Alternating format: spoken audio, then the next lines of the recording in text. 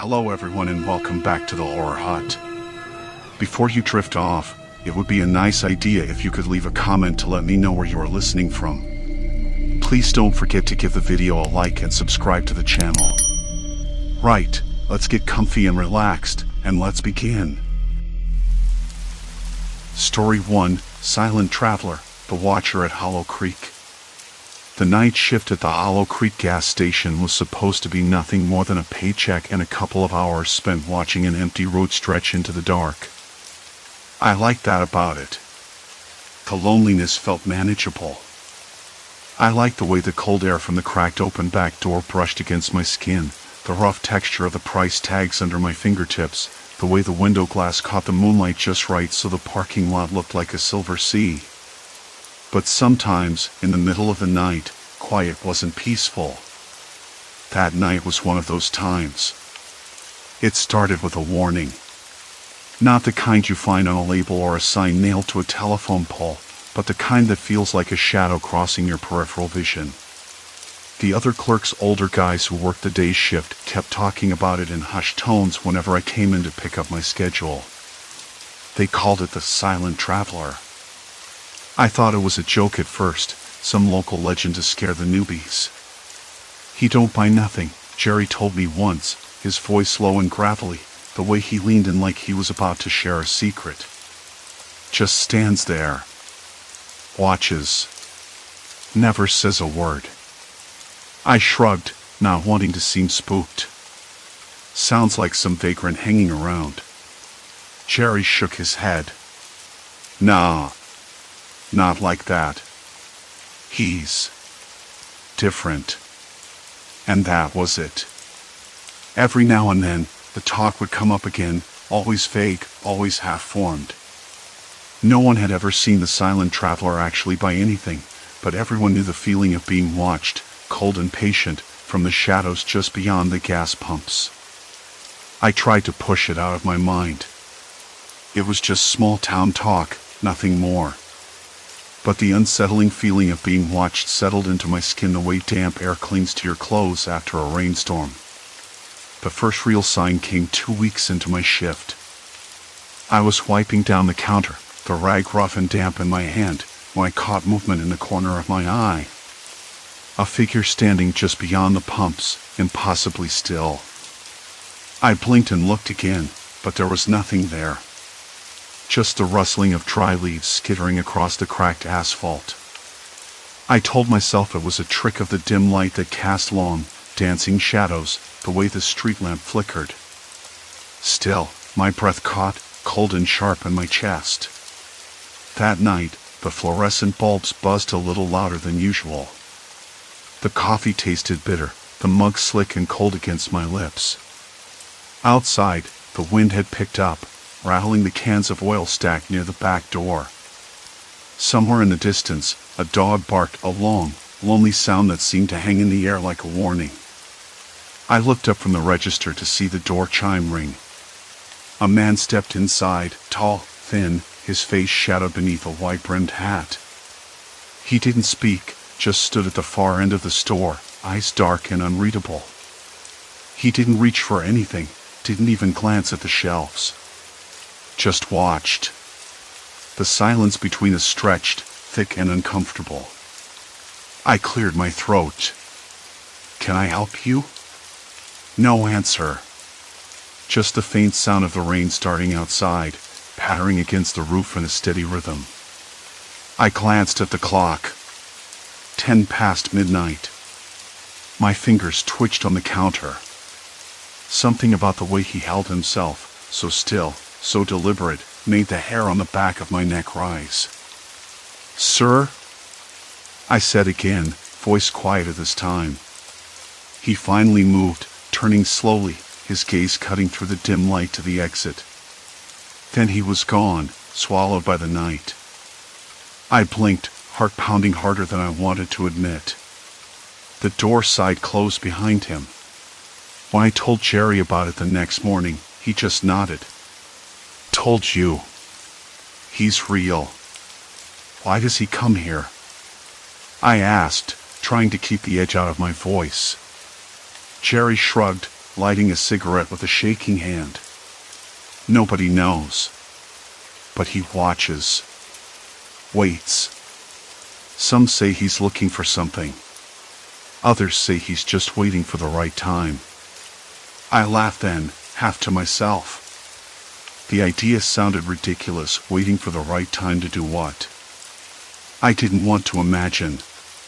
Over the next few days, the feeling of being watched settled into the corners of the gas station like a second skin. Sometimes I caught faint glimpses, footsteps crunching on gravel just outside, the reflection of a figure in the darkened windows. The regulars didn't mention anything, acting like everything was normal, but I knew better. One night, I found a note slipped under the door. No handwriting, just a single phrase typed neatly in black ink, "Don't look." I stared at it for a long time, the paper trembling in my hand. My mouth went dry. It was the first real sign that someone knew I was paying attention. I stuffed the note into my jacket pocket and forced myself to smile at the next customer. The night dragged on, slow and heavy. The fluorescent lights buzzed overhead, the soda machine hissed in the corner, and outside, the wind whispered through the cracked asphalt. Later, as I restocked the shelves, I caught a shadow moving just beyond the glass door. I froze, heart thudding so loud it drowned out everything else. The figure didn't move again, just stood there, silent and still. Silence. Complete silence. I wanted to look away, to pretend none of it was real. But something held me in place. For the first time, I wondered if the clerk's warnings had been more than superstition. If ignoring the silent traveler wasn't just foolish, but dangerous. I told myself I was imagining things. That I'd been working too many late nights, drinking too much bitter coffee, and that the isolation was playing tricks on me. But as the night stretched on, and the store grew colder, the shadows deeper, I couldn't shake the feeling that watching from the dark was more than just a habit for someone out there. It was a warning. And I wasn't sure I wanted to know what would happen if I didn't listen. The cold didn't let up. I kept glancing toward the glass door. The place where I thought I saw that shadow. At first, I convinced myself it was nothing, a trick of the dim light that cast long, dancing shadows or a stray reflection. But the longer I stared, the less certain I became. There had been something there, watching. Still. Silent. I rubbed my hands on the rough cotton of my sleeves. The night stretched on. Outside, the wind picked up, rattling a loose panel on the side of the building. A dog barked somewhere far off, sharp and sudden. Moments later, silence swallowed the sound.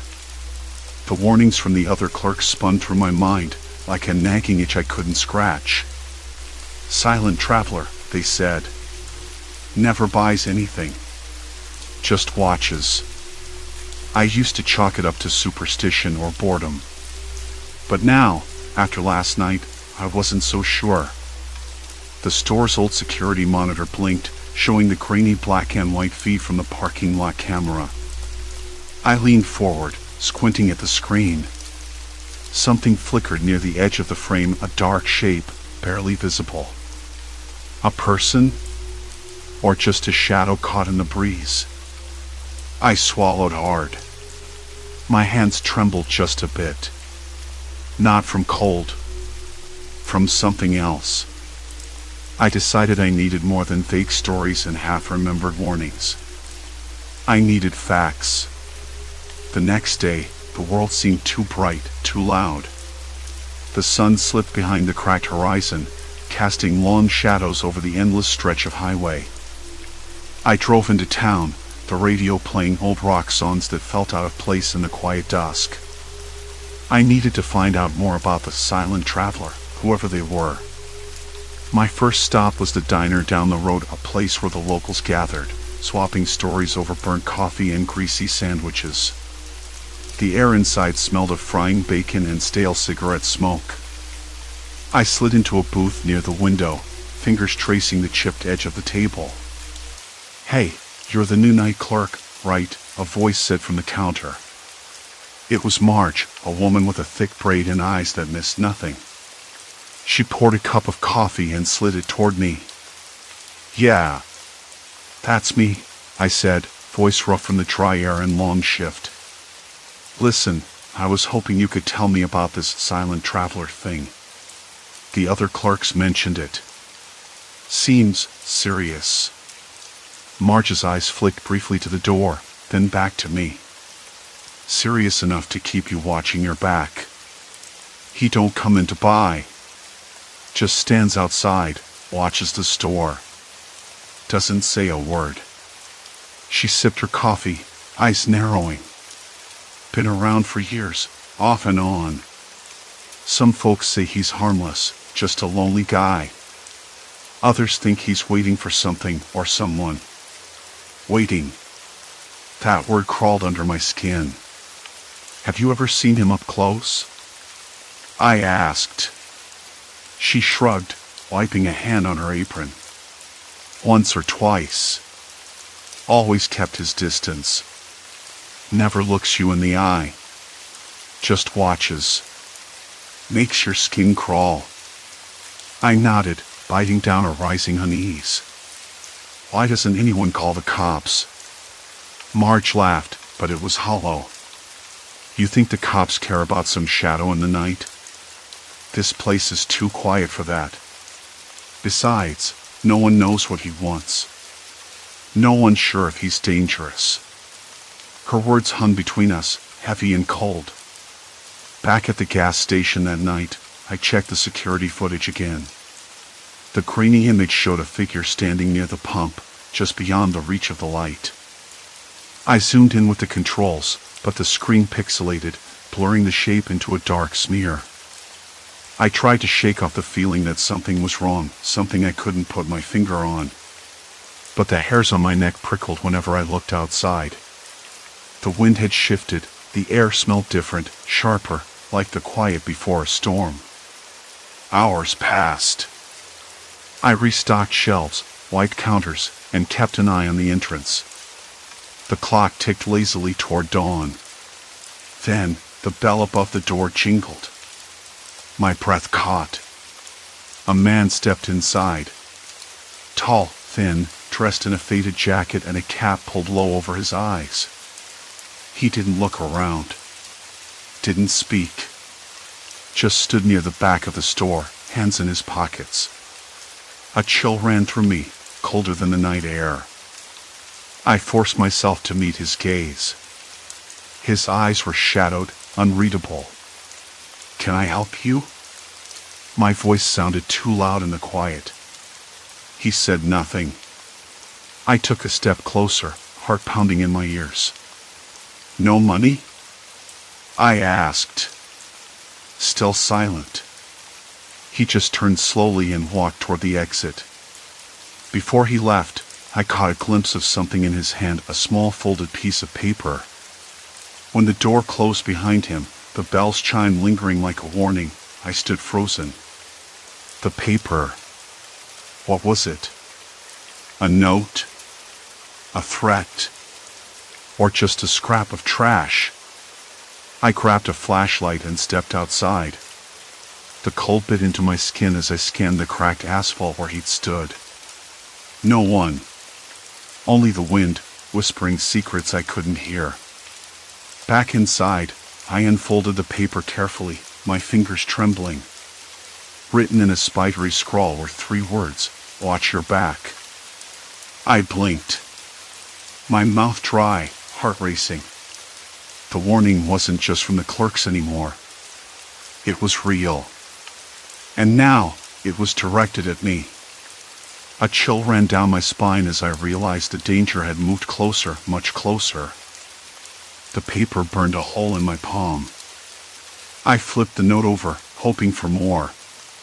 Nothing. Just the rough grain of the paper. I tucked it into my jacket pocket and flicked the flashlight off. The gas station's fluorescent lights buzzed overhead, flickering as if they were about to quit on me. The hum was louder in the sudden stillness, like the building itself was holding its breath. My first thought was to call the sheriff's office. But the signal here was spotty at best, and I didn't want to look paranoid. Besides, what would I say? Some creepy guy leaves a note and vanishes? They'd probably laugh me off. I rubbed my hands together, the rough fabric of my gloves scratching at my skin. I could almost taste the dust in the stale air, mixed with the faint scent of burnt coffee and gasoline. I glanced at the surveillance monitors behind the counter. Static flickered, then the grainy black and white images blurred and shifted. The camera covering the back lot was dead again. Typical. The old wiring here was a nightmare, and tonight, it felt like the entire place was conspiring against me. The doorbell jingled suddenly, sharp and unexpected. My heart leapt. I spun around, expecting the silent traveler, or maybe one of the other night wanderers who came through now and then. But it was just a man in a dark hoodie, hands shoved deep in his pockets, eyes darting like he was watching for something or someone. "Hey," I said, forcing my voice steady. "Can I help you?" He nodded but said nothing. He shuffled to the snack aisle and lingered near the chips, but didn't pick anything up. I caught the same vibe I'd noticed with the traveler, the watching, the waiting. The man's eyes kept flicking toward the windows, then back to the floor. Every so often, his breath fogged the glass. I kept an eye on him while I restocked the soda fridge. My fingers trembled slightly, whether from cold, nerves, or both, I couldn't tell. A dull ache settled behind my eyes. I tried to breathe through it, slow and even. But my mind kept circling back to that note. Why warn me? I muttered under my breath, stacking bottles. Why not just leave? No answer. The man moved again, this time toward the bathroom. I watched him vanish behind the door. The sound of dripping water echoed faintly, then silence. I tried not to imagine what he might be doing in there. My stomach tightened. I checked the clock. Nearly 2 a.m. The middle of the night, when the gas station felt like an island and the only company was the hum of flickering lights and the occasional rumble of a distant truck. The thought of leaving crossed my mind again. Just walk out, drive away, put this place behind me. But the note, the silent traveler, that unnerving presence, they all told me it wasn't that simple. Something had shifted, and I couldn't pretend it hadn't.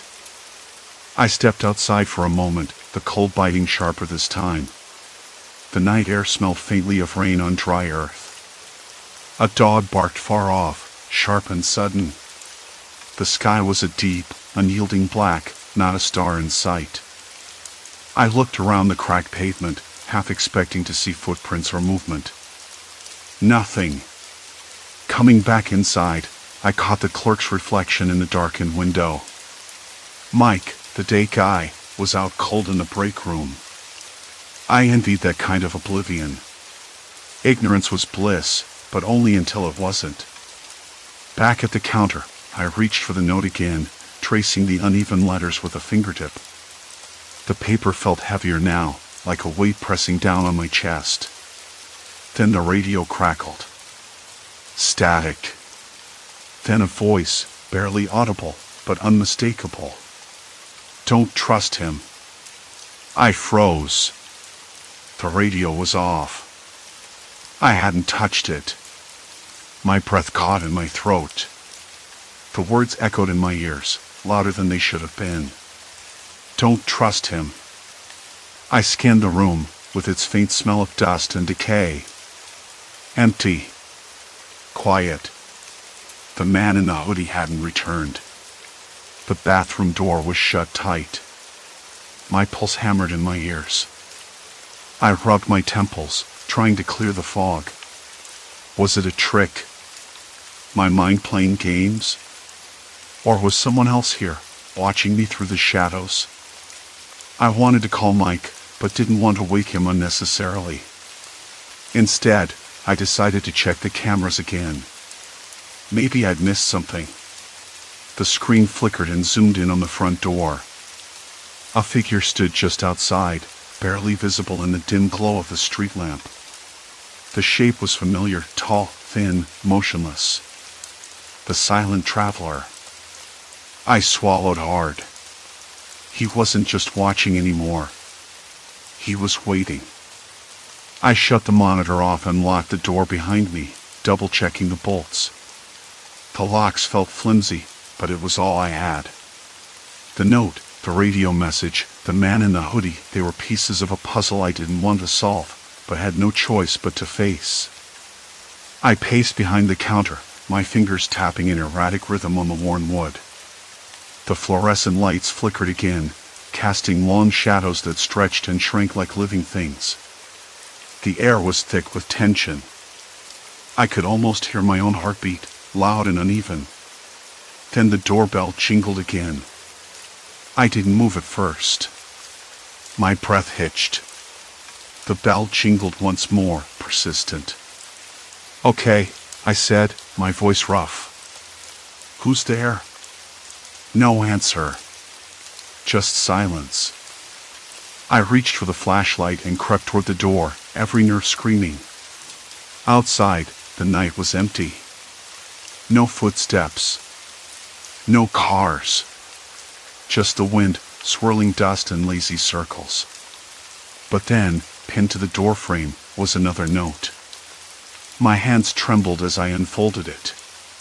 The words were clearer this time, typed neat. "Leaving won't help.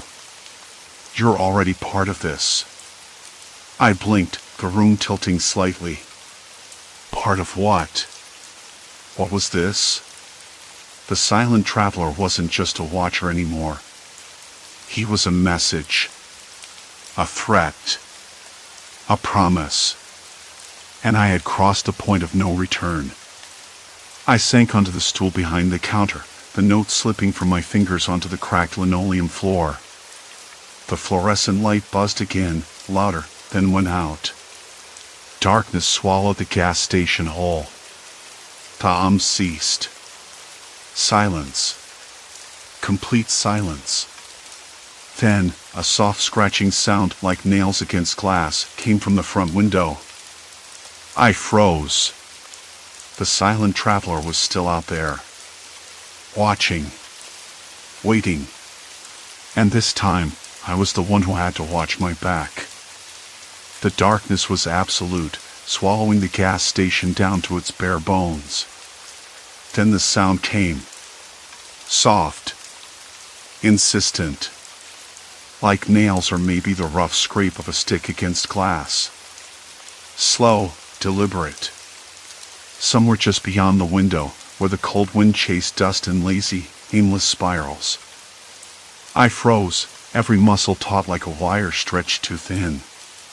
My breath caught in my throat, sharp and dry. The note was still clenched loosely in my shaking fingers. The words burned into my mind, "Leaving won't help. You're already part of this." Part of what? The question spun inside me, twisting and knotting tighter with each scrape against the glass.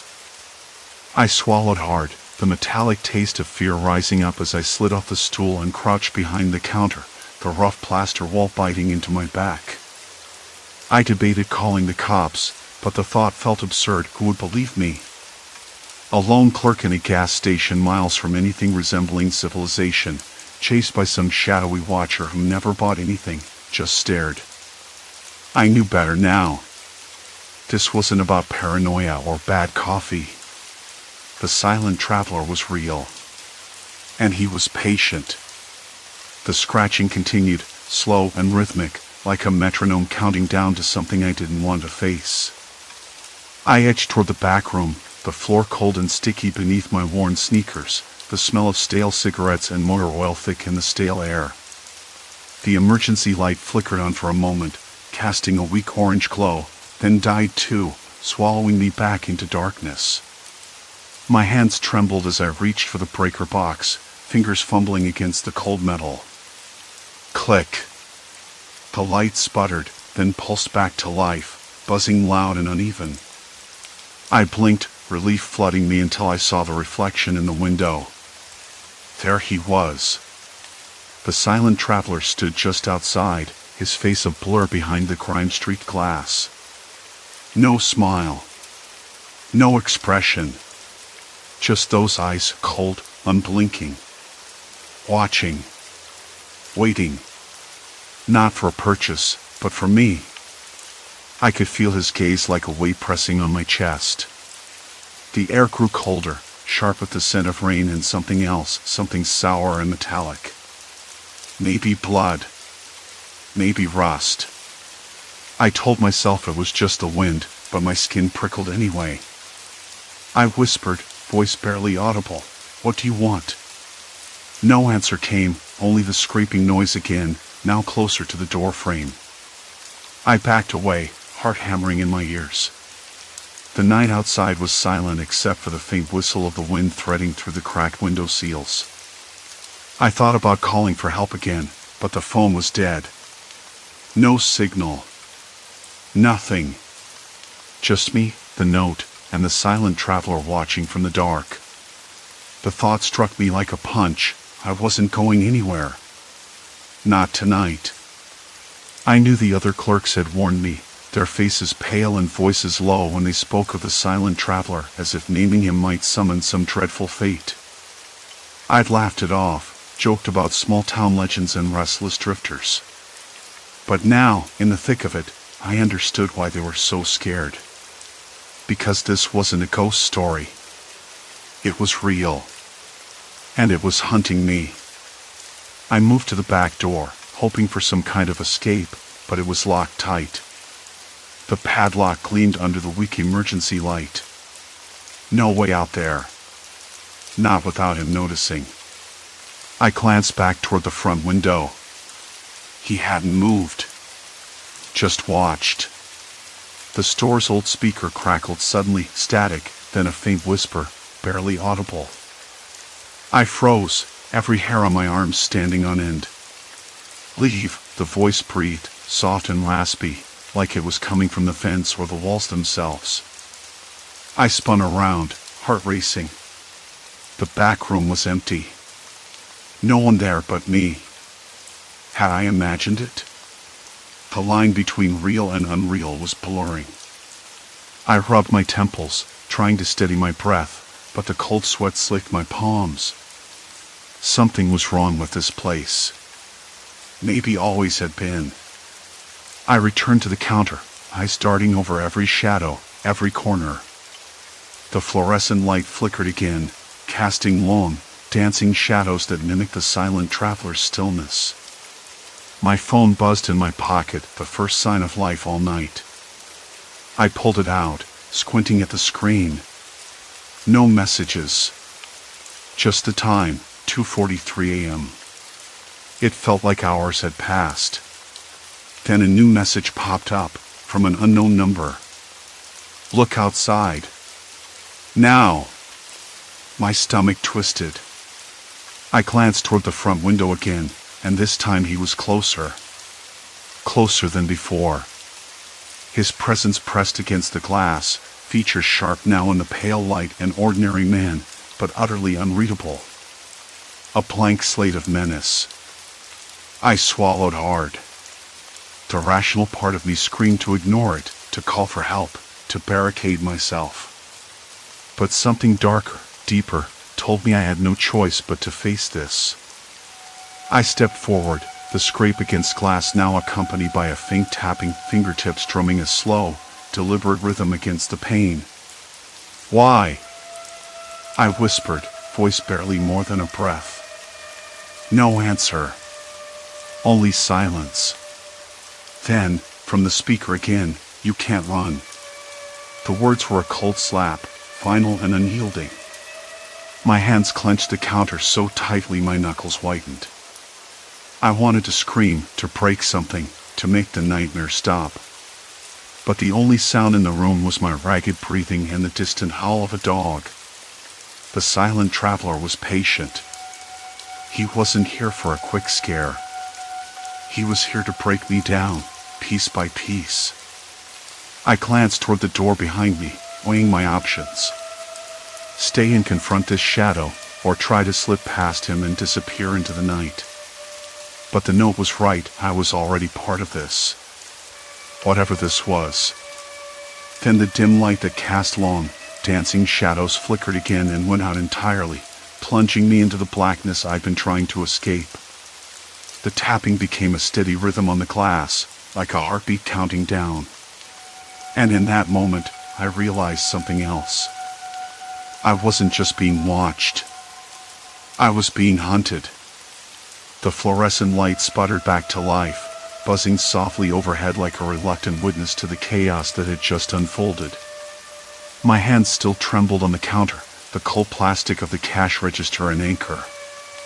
I wanted to believe it was over, that the silent traveler had finally left. But the lingering echo of those words, "You can't run," clung to the air, a cold, unshakable shadow. I realized then that this wasn't just a stranger lurking in the dark. It was something worse, a patient, calculating presence that had already entwined itself with my life. The door behind me creaked open with a slow groan, and I spun around, heart jumping. But no one stood there. Just the empty lot outside, swallowed by the night and the occasional flicker of distant headlights. The cold night air drifted in, carrying the faint smell of rain and something else, smoke, maybe, or the sharp tang of something metallic I couldn't place. My mouth went dry. The station felt suddenly alien, like I was trapped inside a memory I couldn't escape. I stepped back from the counter, the floor beneath my feet rough and uneven. A loose tile cracked under my weight, the sound unnerving in the thick quiet. I wanted to call someone. Anyone. But the phone behind the counter was dead, cut off, just like the power. No signal on my phone either. The loneliness pressed down on me with a physical weight, making it hard to breathe. I sank into the rickety chair behind the counter, trying to hold my shaking hands still. The whole night replayed, frame by frame, like a broken film reel in my mind. The cryptic warnings from the other clerks, their hushed voices about the silent traveler. How I'd brushed them off, laughed nervously, told myself it was just an urban legend, something to pass the time during the long, lonely shifts. How wrong I was. When the first clerk, Joe, had warned me, his eyes darting nervously, I thought he was just another tired man haunted by boredom and the endless desert nights. Now I understood. He wasn't joking. This silent traveler wasn't a ghost story. He was real. And he was watching. The thought sent a shiver down my spine. I rubbed my arms, trying to chase away the chill that wasn't from the night air. My chest tightened. I remembered the tapping on the glass, the slow, deliberate rhythm, like a countdown. I tried to tell myself it was just someone messing around, a prank. But the voice on the speaker, cold and final, shattered that illusion. "You can't run." I swallowed hard and looked toward the surveillance monitors. The screens were black, lifeless. The cameras weren't working. God knows why. I'd never felt so exposed, so utterly alone. Minutes passed. Or maybe hours. Time lost its meaning in that dimly lit cage. I kept glancing at the door, half expecting it to swing open and reveal the silent traveler's shadow. But nothing came. Exhaustion crept in, heavy and slow. My eyelids drooped, and I fought the urge to give in. I had to stay alert. I had to understand what had just happened. What I had missed. When the sun finally began to peek over the horizon, bleeding pale light across the cracked pavement, I stepped outside. The air was crisp and sharp, carrying the scent of damp earth and distant pine. The world felt different in the daylight, less menacing, but no less empty. I walked to the edge of the lot, scanning the horizon. No sign of anyone. The gas pumps stood idle, their digital numbers flickering uncertainly. The station's sign, once bright and welcoming, was now battered and faded, a testament to neglect. A car rolled past on the highway, kicking up gravel. For a moment, I was tempted to flag it down, to scream for help. But the driver didn't look this way. Didn't even slow. I realized then that the silent traveler wasn't just a person who showed up and left. He was a ghost in the real world, an echo of something darker, something waiting in the spaces between people. Back inside, I found a note slipped under the counter. My hands trembled as I unfolded it. The scrawled handwriting was jagged, almost frantic. "You're not safe here. They watch too. They." The word blurred as my vision swam.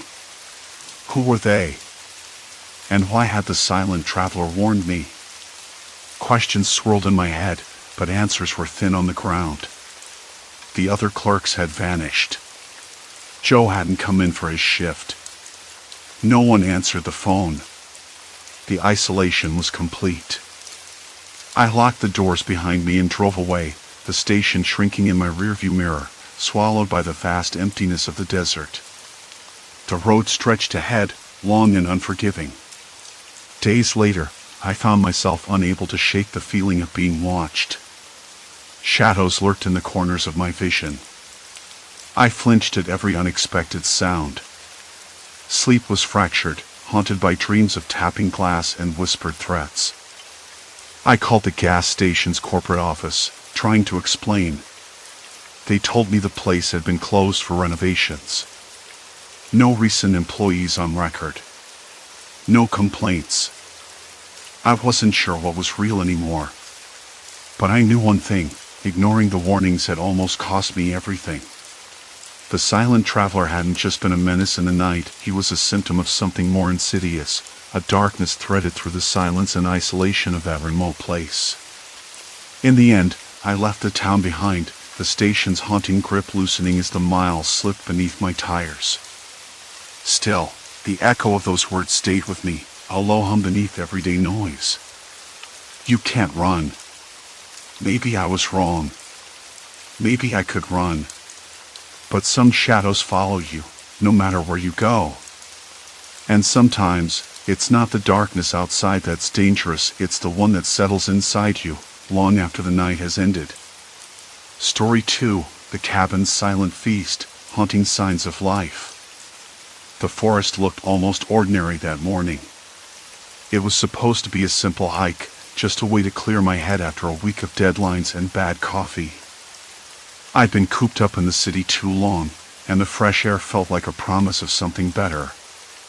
The kind of promise that makes you pick up your pace, breathe deeper, and believe maybe things aren't all tangled up yet. But by the time I found that cabin, the promise started to fray. I'd been hiking for a couple of hours, maybe 3.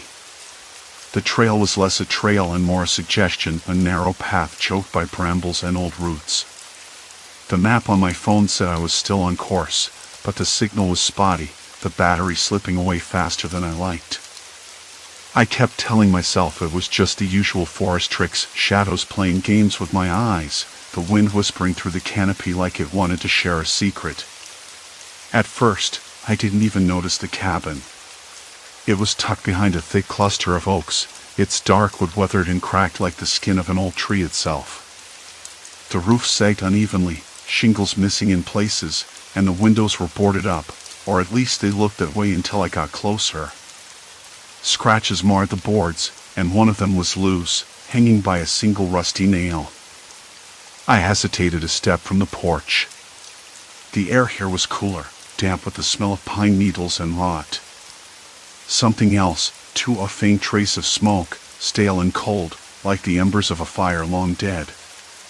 A bird cawed somewhere overhead, sharp and lonely. I reached out and pushed the loose board aside just enough to peek through. Inside, the room was dim, but I could make out a table near the window. And on that table, fresh bread, a small bowl of fruit, a cup with what looked like steaming tea. The steam was thin and wispy, but it was there, rising like a ghost. My throat tightened. Who would leave a meal like that in a place that looked abandoned? The question spun around my brain, slow and sticky, like syrup dripping down the side of a jar. "Hello?" I said, my voice barely more than a breath. The cabin swallowed it, returning nothing but a quiet sigh from the wind. I stepped back, the rough bark of the tree trunks pressing against my back. My fingers trembled, which I blamed on the cold more than anything else. Still, my eyes kept drifting back to that table, to the meal that made no sense. I circled the cabin, looking for another way in. The back door was cracked open just a sliver, creaking gently with the breeze. Every instinct urged me to turn around, to leave this place and the questions it carried. But curiosity had its grip, tighter than I liked to admit. Inside, the air smelled warmer, a thick mix of dust and something else: old paper, wood smoke, and something faintly sour. My boots scuffed against the floorboards, the sound muffled but sharp enough to make me jump a little. The table was just as I'd seen it from outside. The bread was crusty, steam rising lazily. The fruit looked fresh: apples with a sheen, a few wild berries in a small bowl. The cup of tea wobbled when I reached out to touch it, the warmth surprising against my cold fingers. I didn't want to eat it, but I could smell the herbs, the faint bitterness of something brewed carefully. I swallowed hard and stepped away, eyes drawn instead to a battered leather journal lying next to the plate. The cover was cracked and worn, the edges frayed like it had been handled 1,000 times. I flipped it open, the pages yellowed and curling. The handwriting was small, neat, and immediately familiar, like someone had written it for me to find. Day 1, I saw them on the trail today. Thought it was just a hiker at first, but this one lingers, moves slower, looks back more than necessary. Day 2, they passed by the clearing again. Noticed the cabin but didn't approach. I left food, hoping they'd take it. They did not. Day 3, the hiker is still here. Watching. Waiting. I'm not sure why, but they're now alone. I need to be careful. The words made my hands cold, the paper slippery beneath my fingers. I looked up, scanning the dim room for any sign of someone else, anyone watching from the shadows. The silence pressed in, thick and heavy. I told myself it was a prank, or maybe the journal belonged to someone who'd been here before me, left behind by chance or by choice. But the meal, the fresh meal, didn't fit into any neat explanation. I barely noticed the sudden change in the light until the shadows shifted. The sun had moved behind a cloud. The cabin grew colder, darker. A quiet noise filled the room, a soft scrape, like nails on wood, too deliberate to be a stray branch. I froze. The journal slipped from my hands, landing open on the floor. My breath caught in my throat. I wasn't alone. Outside, the forest waited. Silent. Watching. Waiting. A cold draft brushed past the doorframe, carrying with it the faint scent of damp earth and something else, something metallic. My eyes darted to the window, where the trees swayed unnaturally despite the still air inside. Heart pounding, I reached slowly for the item on the table, every muscle tensed, knowing whatever was out there wasn't just a figment of my imagination. The small brass item gleamed faintly in the moonlight filtering through the cracked window. My fingers closed around its handle, the cool metal steadying the tremor in my hand. Outside, a low rustle disturbed the forest's hush, sharper this time, a snap of broken twig, deliberate and close. I shifted toward the door, every sense straining. The shadows beyond the threshold seemed to pulse, alive with something unseen. Suddenly, a voice, soft, almost a whisper, broke the silence. "You shouldn't be here." My head snapped to the corner where a figure emerged from the darkness. Tall, cloaked in muted grays that blended with the night, their eyes glinted with an unsettling calm. Relief mingled with suspicion. "Who are you?" I demanded, tightening my grip on the item. "Just someone like you," they replied, stepping closer but keeping their distance. "Someone who's been waiting." The metallic scent grew stronger, now unmistakably the tang of blood. I glanced down, trailing faint droplets leading toward the forest's edge. "We don't have much time," the stranger said. "They're coming. And they're not human." The stranger's words hung in the air, heavy and strange. "Who exactly are you?" I asked again, voice firmer though my hands still trembled. "Like I said," they answered, voice low but steady, "someone who's been watching. Someone waiting for you to come back." Their gaze flicked toward the door, then back. "We don't have much time." There was a strange urgency in the way they said it, like the night itself was closing in. I glanced down at the blood droplets, faint but unmistakable, leading out toward the forest's edge. The thought of whatever had made them sent a shiver through my spine. I wanted to ask more, but the stranger was already moving away from the door, toward the small table where the meal still sat untouched. The flickering candlelight caught on the food, a plate of roasted vegetables, a small piece of meat that looked fresh, and a scrap of bread. The smell was oddly comforting, almost normal, if you ignored the circumstances. "Why leave food here?" I questioned, the suspicion creeping back. "Who's feeding who?" They shrugged, but their eyes didn't stop scanning the room. "To keep you here. To keep you alive." Alive. The word echoed in my head, almost sarcastic in the way it seemed so meaningless right then. Alive to what? To this? To whatever was out there? I stepped closer, drawn to the meal despite myself. The air smelled faintly of smoke and something earthy, wet leaves and moss, the forest outside pressed against the thin walls like a living thing. The candle flickered again, casting dancing shadows that made the cabin seem less empty, more alive with secrets. The stranger pulled a small notebook from their coat pocket, flipping it open.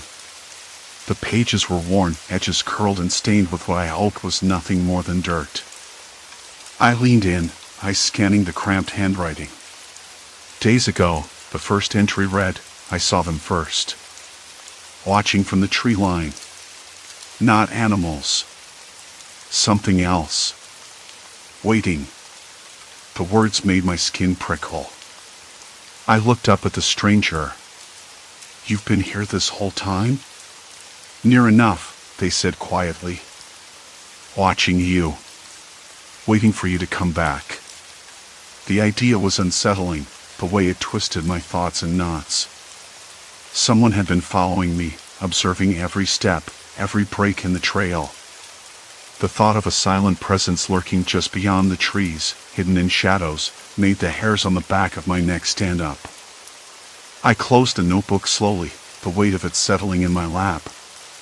Why? What do they want? The stranger's eyes darkened. Control. Fear. You're not the first they've watched. And if you don't leave soon, you won't be the last. A sudden noise outside, branches snapping, leaves rustling sharply, made me jump. The stranger tensed, muscles tight beneath their coat. "They're close," they whispered. Silence. Then, a distant bark echoed, sharp and brief, breaking the eerie stillness. It felt wrong, out of place in the quiet forest night. "Dogs?" I asked, voice barely a breath. "No. Something else." The stranger's voice was grim, barely audible. The cabin felt smaller suddenly, the walls pressing in. I rubbed my arms, the chill settling deeper. My thoughts scattered, trying to piece together what I'd seen, what I'd smelled, what I now knew. The blood, the meal, the journal, the watcher, all signs pointing to something dark and patient. "Can you tell me what they look like?" I asked, trying to keep calm. The stranger hesitated. Not human, but not animal either. Silent. Still. Watching. Waiting for the right moment. I swallowed hard. The story didn't add up. No one sane waits like this, not without reason. And whatever was out there wasn't just a threat, it was a puzzle, a trap. Why me? I pressed. Why come back here? Their gaze softened for a moment. Because you don't know what you're running from. And they want you to find out. The room felt colder, the shadows longer. I looked back at the meal, untouched and oddly inviting. The smell of cooked meat and fresh bread mixed with the damp forest air, a strange comfort in the middle of fear. I glanced toward the door again, the path out dark and uncertain. The blood droplets still marked the way, a trail I wasn't sure I wanted to follow. The stranger folded the notebook carefully and slid it across the table toward me. Read it. All of it. You'll find the answers you need. But be careful. They watch. Always. I nodded slowly, hands still shaking as I picked up the journal. The pages felt rough under my fingertips, each entry a step deeper into a nightmare I hadn't asked for but couldn't ignore. Outside, the forest breathed alive, waiting, watching. The night had only just begun. I flipped to the first page, eyes scanning the cramped handwriting, uneven and hurried. Names, dates, cryptic symbols intertwined with frantic warnings. Each word seemed to pulse with urgency, dragging me further into a darkness I hadn't known existed. A cold breeze whispered through the cracked window, carrying faint echoes of distant voices, or perhaps just the wind playing tricks. My heart pounded as shadows shifted at the edges of the room, reminding me that whatever they were closer than I dared imagine. I swallowed hard and forced myself to look away from the page, but the room felt smaller now, heavier. The wooden floorboards creaked under my trembling feet as I rose, the chair scraping sharply against the worn rug. Outside, the sky had deepened to an oppressive gray, the last light slipping away like a secret retreating into the night. A sudden knock at the door jolted me, sharp and insistent. I froze, breath caught in my throat. No one should be here, no one knew what I'd found.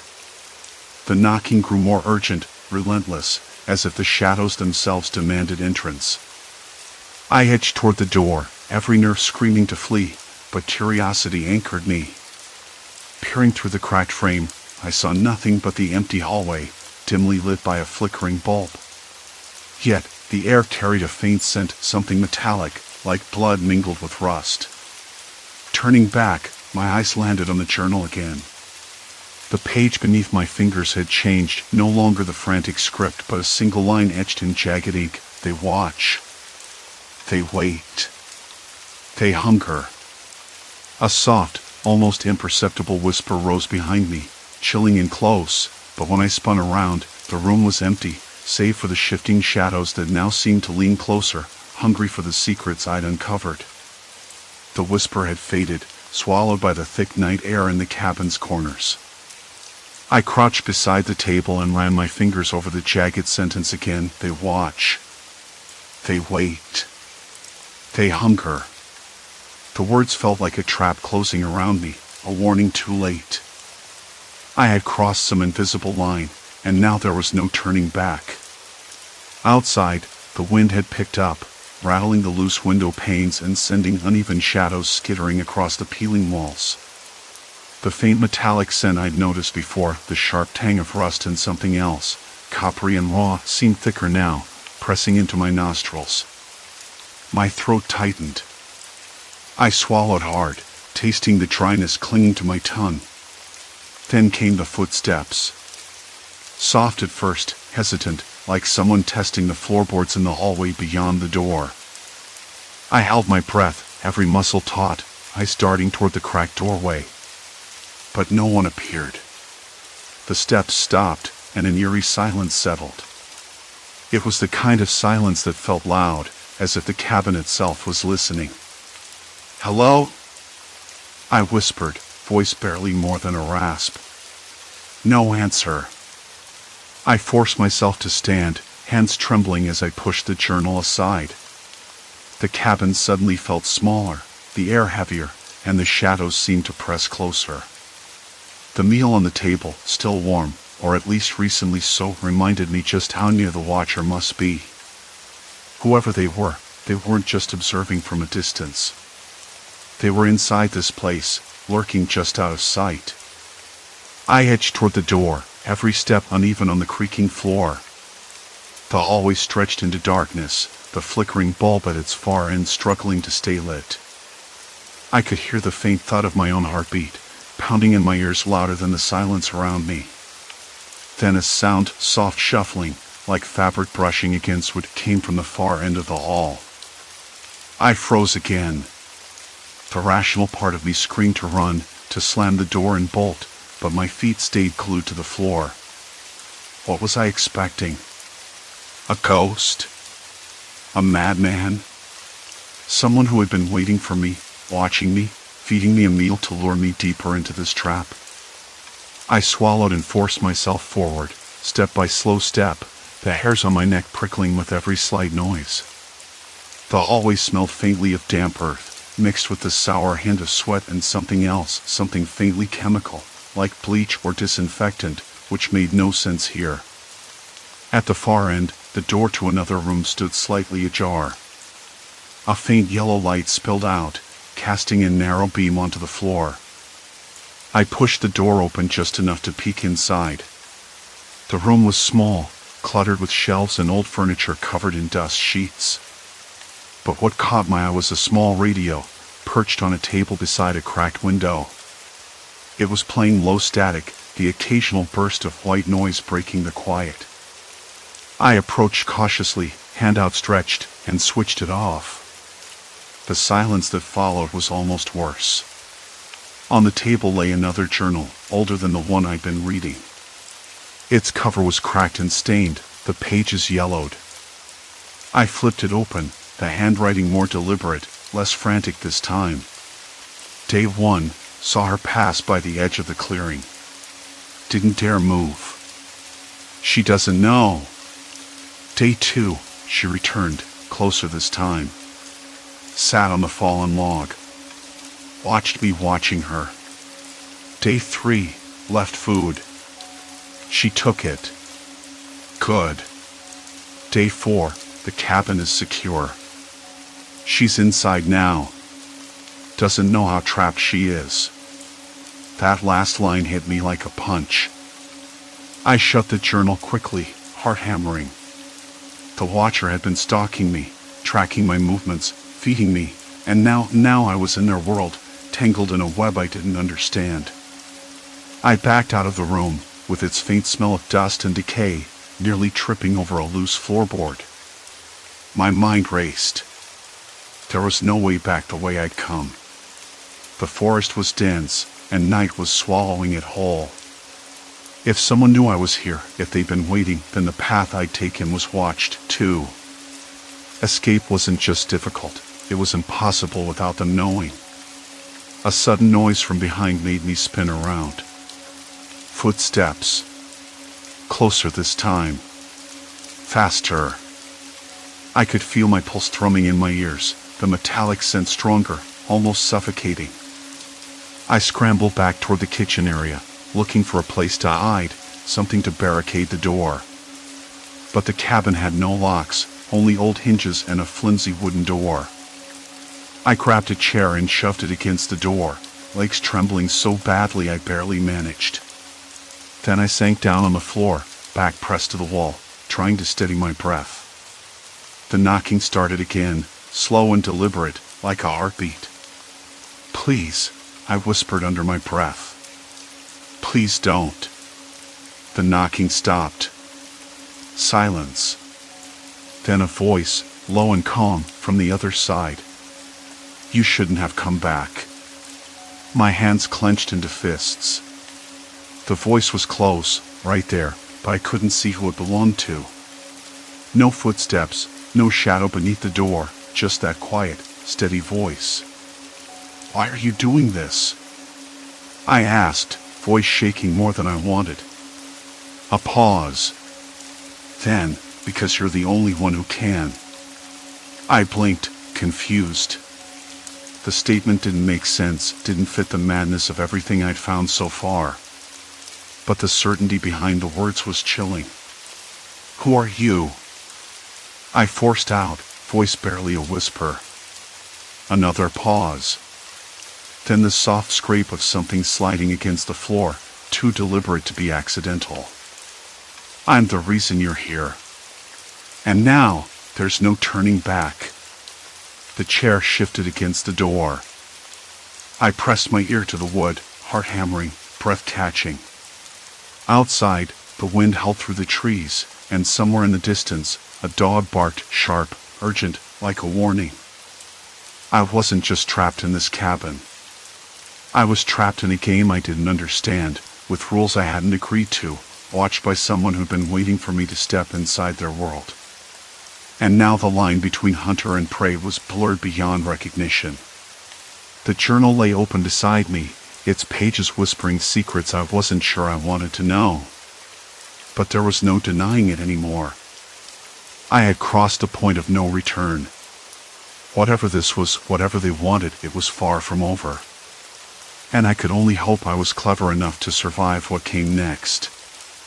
The chair scraped again, louder this time, dragging across the floor with a deliberate slowness that made my skin crawl.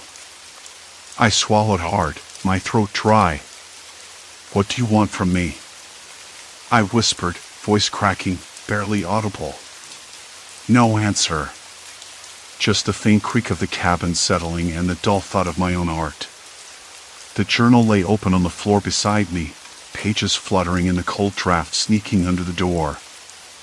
I glanced at it, the scrawled handwriting suddenly feeling like a map, one I'd been following blindfolded until now.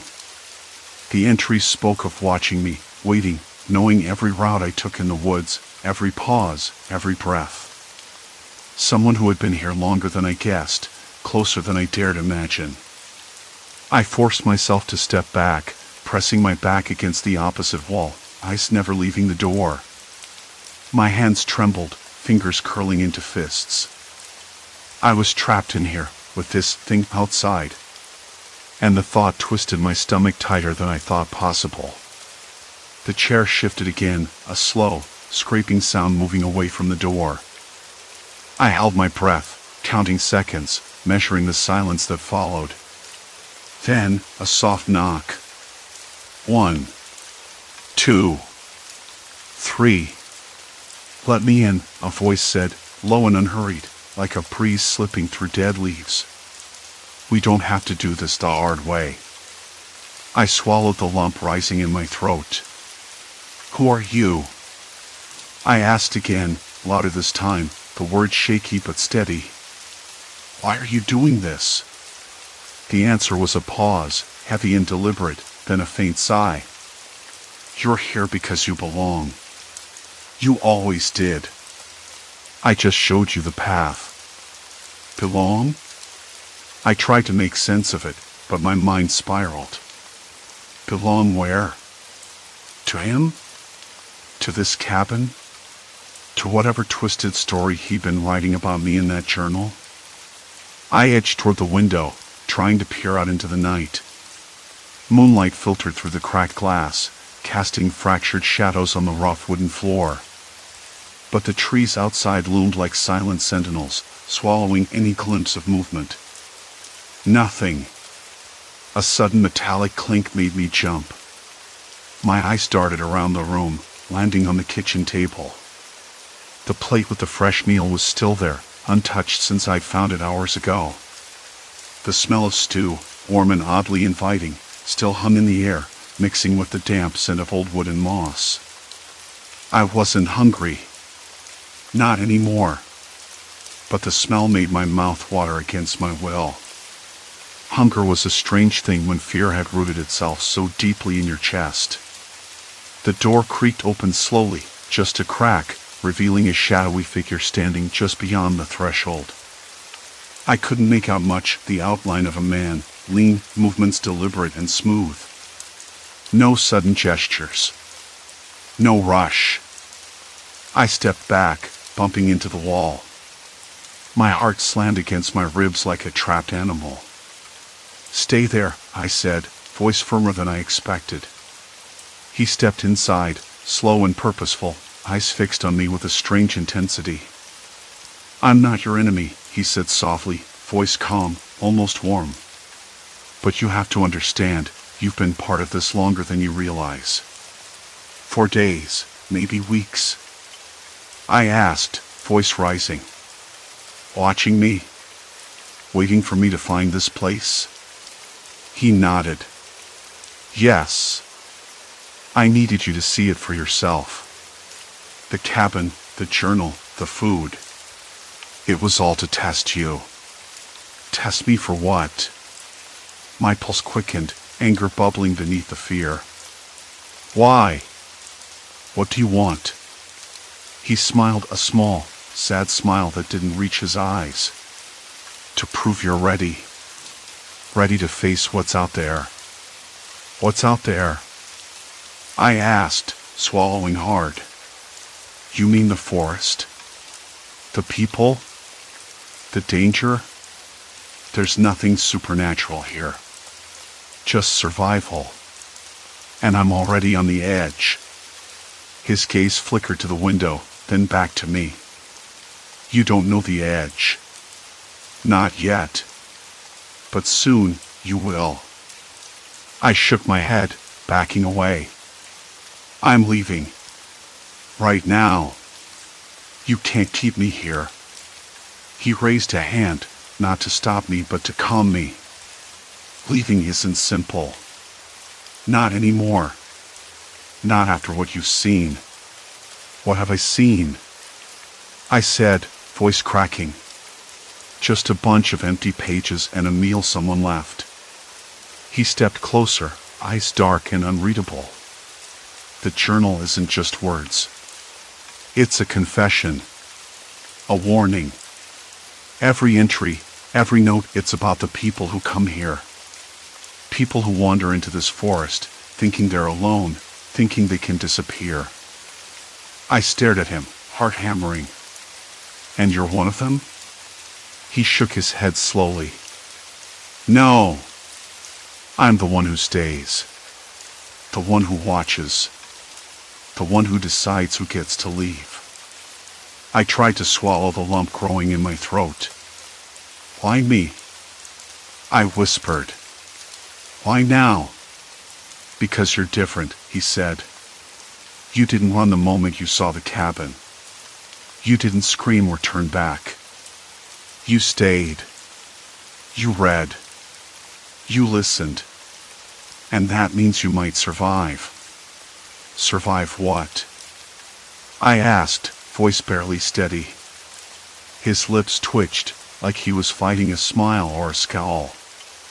"The darkness. The real one. Not the kind you can see or touch. The kind that lives inside people. The kind you can't outrun, no matter how far you go." I swallowed hard, the air feeling thick and heavy in my lungs. The walls of the cabin pressed in, the shadows growing deeper, darker. I wanted to run, to scream, to do anything but stand there and listen. But my legs wouldn't move. My hands still trembled. And I knew, somehow, that this was only the beginning. Suddenly, the sound of footsteps echoed outside. Not slow and deliberate this time, but quick, urgent. A figure appeared at the window, face obscured by shadows. The man beside me stiffened, eyes narrowing. "They're here." "Who?" I barely whispered. He didn't answer. Instead, he moved toward the back door, glancing over his shoulder. "We don't have much time." I hesitated, then nodded, heart pounding so hard I thought it might burst. I still didn't know what I was stepping into, but one thing was clear: whatever game this was, the stakes had just gotten a lot higher. As we slipped out into the night, the forest around us seemed to close in. The darkness wasn't just outside the cabin, it was everywhere now, pressing close, whispering secrets I wasn't sure I wanted to hear. And I was running, not from the forest. From the people in it. We slipped into the forest, the cabin's pale outline swallowed almost immediately by shadows. Somewhere behind us, The cabin's single window flickered faintly like a dying candle, fragile and stubborn. The thought struck me then, that meal left on the table. Fresh. Someone waiting, watching. And what had we been running into? Not ghosts, not stories told over campfires, but something colder, more calculating. A person. A presence that knew my steps, my doubts, my fear. The man spoke finally, voice low and steady. We'll reach the road soon. From there, you can call for help. I nodded, but I was already doubting everything. Help. Who to call? What to say? That I'd been followed through the forest by a stranger I didn't even know. That someone had been inside the cabin, watching me for days, waiting for me to return? It sounded absurd. Impossible. But the journal, those desperate, scribbled pages, had told a different story. We moved in silence, the crunch of leaves underfoot the only sound breaking the stillness. My hands trembled again, but this time it wasn't just fear. It was the weight of what I'd learned. How easily a person could become prey without even realizing it. How the forest wasn't empty, it was alive with eyes and waiting. A distant dog barked, sharp and sudden. The sound startled me, pulling me back from the spiral of thoughts.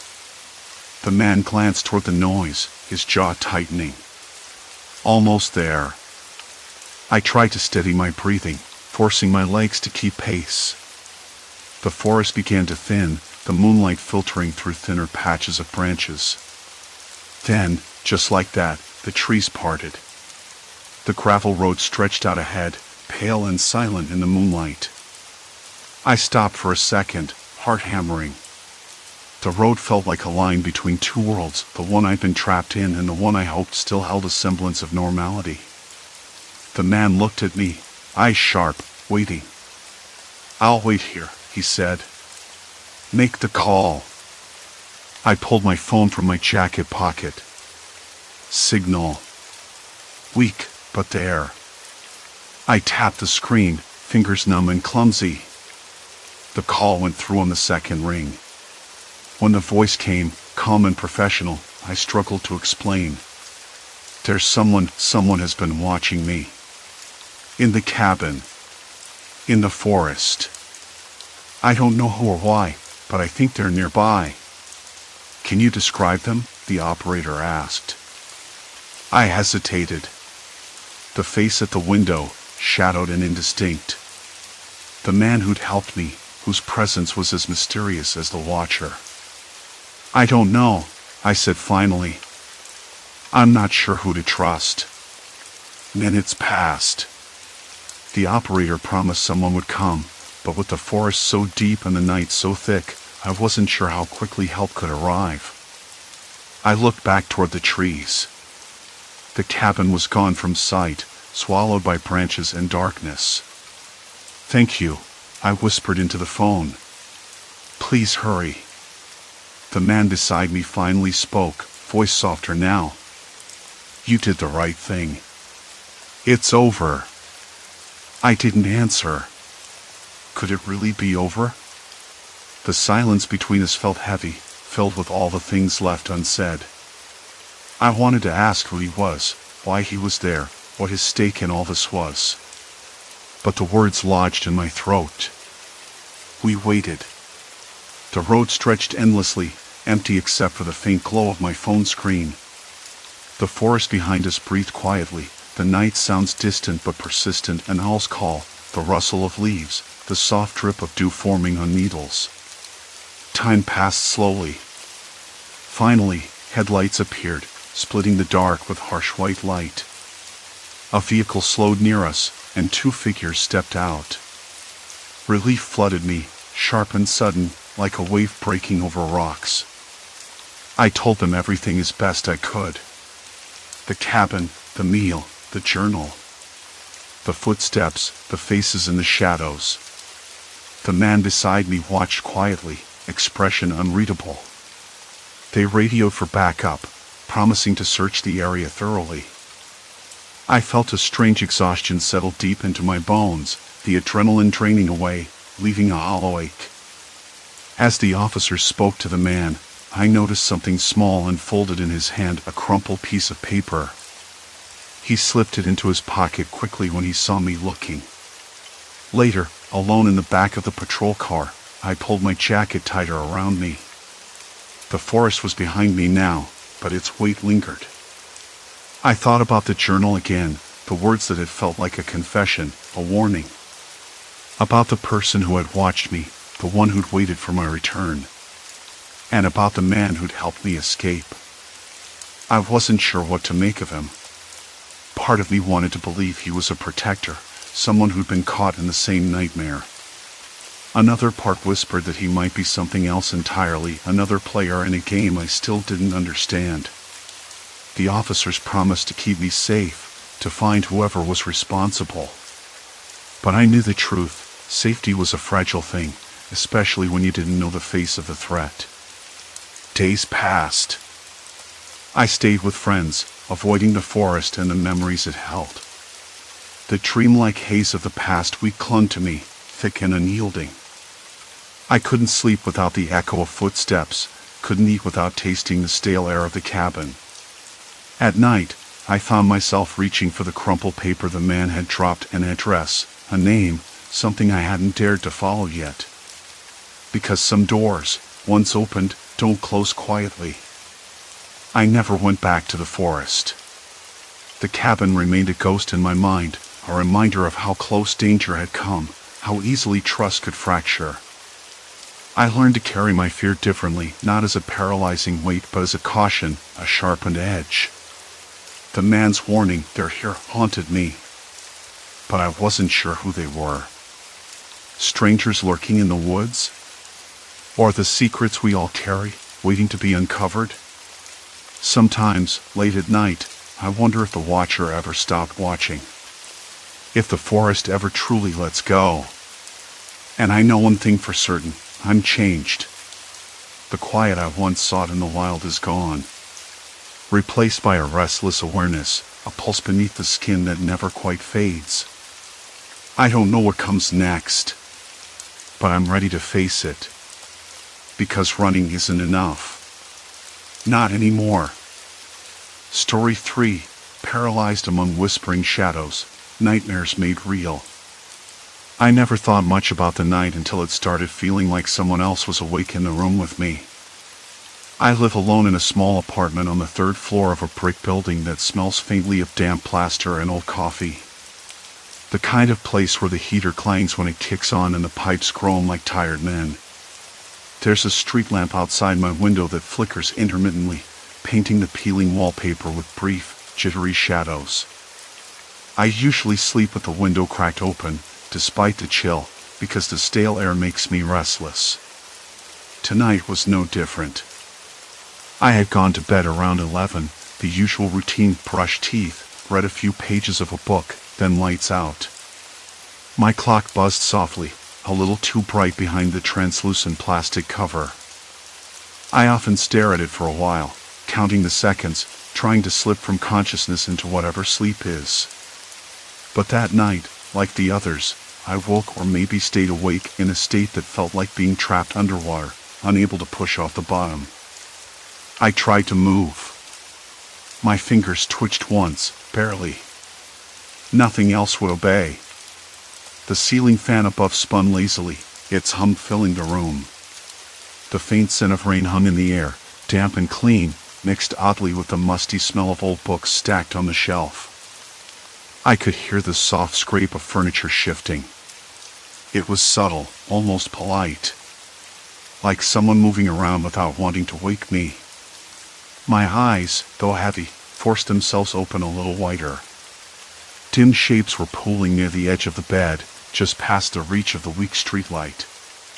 2 figures, or maybe 3, their forms indistinct, too blurry to say for sure. They didn't touch me, and they didn't speak right away.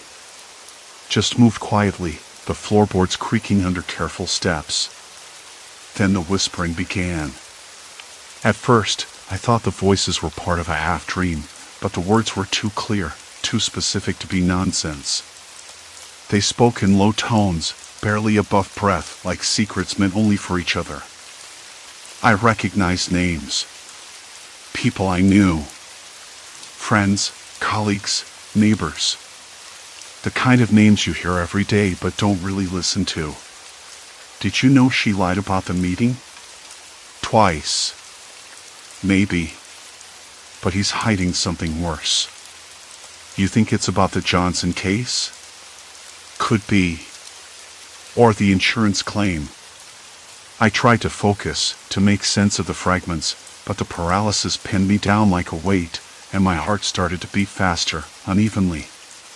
The room felt colder, or maybe that was the damp air settling in after the rain started tapping against the window pane. I wanted to scream, to shout, to shake myself awake. Instead, I lay there, frozen and helpless, while the shadows moved the furniture. The little wooden chair by the desk slid a few inches to the left. A stack of notebooks on the floor shifted, as if someone had rifled through them, though the whispers never stopped, never paused. The voices were discussing things I had no business hearing, about people I knew and trusted or thought I did. The worst part was the certainty that these figures knew I was awake. They worked silently, knowing I couldn't stop them. It wasn't just sleep paralysis, it was surveillance, a cruel experiment or a punishment I couldn't escape. I don't know how I knew that, but I did. When I finally managed to blink hard enough, the figures dissolved like smoke, the whispers faded, and the room settled back into its usual quiet. My muscles twitched, then obeyed, and I sat up, breathing heavily, sweat cold on my forehead. I didn't want to get out of bed, but the weight of silence pressed on me, too. It felt like the room itself had been rearranged, not just physically, but in some darker, more invisible way. The chair was nudged just a little closer to the desk. The notebooks were not where I left them. A photo frame on the dresser was turned face down, its glass catching the faint light from the hallway. I touched the glass, cold and smooth beneath my fingertips. The photo inside was a picture of me and my sister, taken years ago at the beach, smiling, sunburned, oblivious. Why would someone flip this over? I asked myself, but the answer was already forming in my mind. Because they want me to watch. I spent the rest of the night sitting on the edge of the bed, listening to the rain, the occasional distant car, the buzz of the street lamp outside. My hands trembled as I scribbled notes on a scrap of paper, names, phrases, the sequence of events. I didn't know why I was keeping track, but it felt necessary. If this was some kind of game, I was already losing. In the morning, sunlight filtered weakly through the curtains, turning dust motes into tiny dancers. The apartment smelled like wet concrete and the faint sourness of stale air. I made coffee, black and bitter, the taste sharp enough to wake my senses. The chair was still slightly out of place. The notebooks were stacked differently. The photo frame remained face down. I tried to shrug it off, told myself it was a nightmare born from stress and too many late nights staring at my phone screen. But the unease lingered, like a shadow folded into the edges of my vision. The whispers were gone, but the feeling that I was being watched didn't leave. Later that day, I met a friend for lunch. She asked if I'd been sleeping well. Not really, I said, forcing a smile. Just a bit restless. I didn't mention the paralysis or the whispers. Who would believe me? It sounded crazy, even to myself. But as she talked about her new job, the way she described her colleagues, the subtle shifts in her tone, the things she left unsaid, I couldn't help but wonder if the voices from the night had been right. Maybe she wasn't telling the whole story. I kept my eyes on her face, looking for cracks, for signs. It was impossible not to. The paranoia had taken root, and I wasn't sure if it was a symptom or something worse. That night, I lay awake for hours, staring at the ceiling, waiting for sleep. When it finally came, it was slow, creeping, and I knew what would follow. The paralysis. The shadows. The whispers. I don't know how long I'll last watching from the inside of my own body, trapped and helpless. But I'm already listening, and I'm already learning. And maybe, just maybe, I'm not the only one who's been asleep in this room all along. The next morning, I woke up stiff and hollow in the chest, the kind of exhaustion that no amount of coffee could fix. I sat up slowly, careful not to jolt my limbs, and glanced around the room. Everything looked normal at first glance. But then my eyes caught the edge of the dresser drawer, slightly ajar. I was sure it had been shut tight last night before I fell asleep. It was subtle, something I might have missed if I weren't already on edge, but the drawer wasn't where I left it. My fingers twitched involuntarily. Had someone been here? Again? The floor creaked under my bare feet as I stood, the wood cool and uneven beneath me. I reached out to close the drawer, but the movement unsettled me. I paused, listening. Silence. Complete silence. No footsteps, no distant voices, no hum from the street below. Just the faint buzz of the refrigerator from the apartment next door. Okay, I muttered under my breath, trying to steady my voice. This is real. Not a nightmare. The phrase felt ridiculous even as I said it. But if the paralysis was some kind of surveillance, then so was this, the subtle rearrangement, the whispered secrets, the evidence left behind like breadcrumbs. I needed a plan. I couldn't keep waking up trapped like this, helpless while I was watched and manipulated. I pulled my phone from the nightstand and checked the time, 7:43 a.m. No missed calls, no strange messages. Just the usual flood of notifications from apps I barely used anymore. I wondered if the watchers had access to my phone, too. Could they see my texts? Hear my calls? The thought made my skin prickle. I decided I had to talk to someone. Someone who might not think I was losing my mind. But who? My sister? She listened, but I could tell she didn't quite believe me. Probably thought I was stressed or sleep deprived. And my roommate, Josh, was usually half in his own world, too distracted to notice much beyond his video games and late-night snacks. Still, I had to try. I grabbed my jacket and headed out, the cool morning air sharp against my face. The city smelled like wet pavement and coffee, comforting, in a way. I walked to the nearest cafe, the bell over the door chiming faintly as I entered.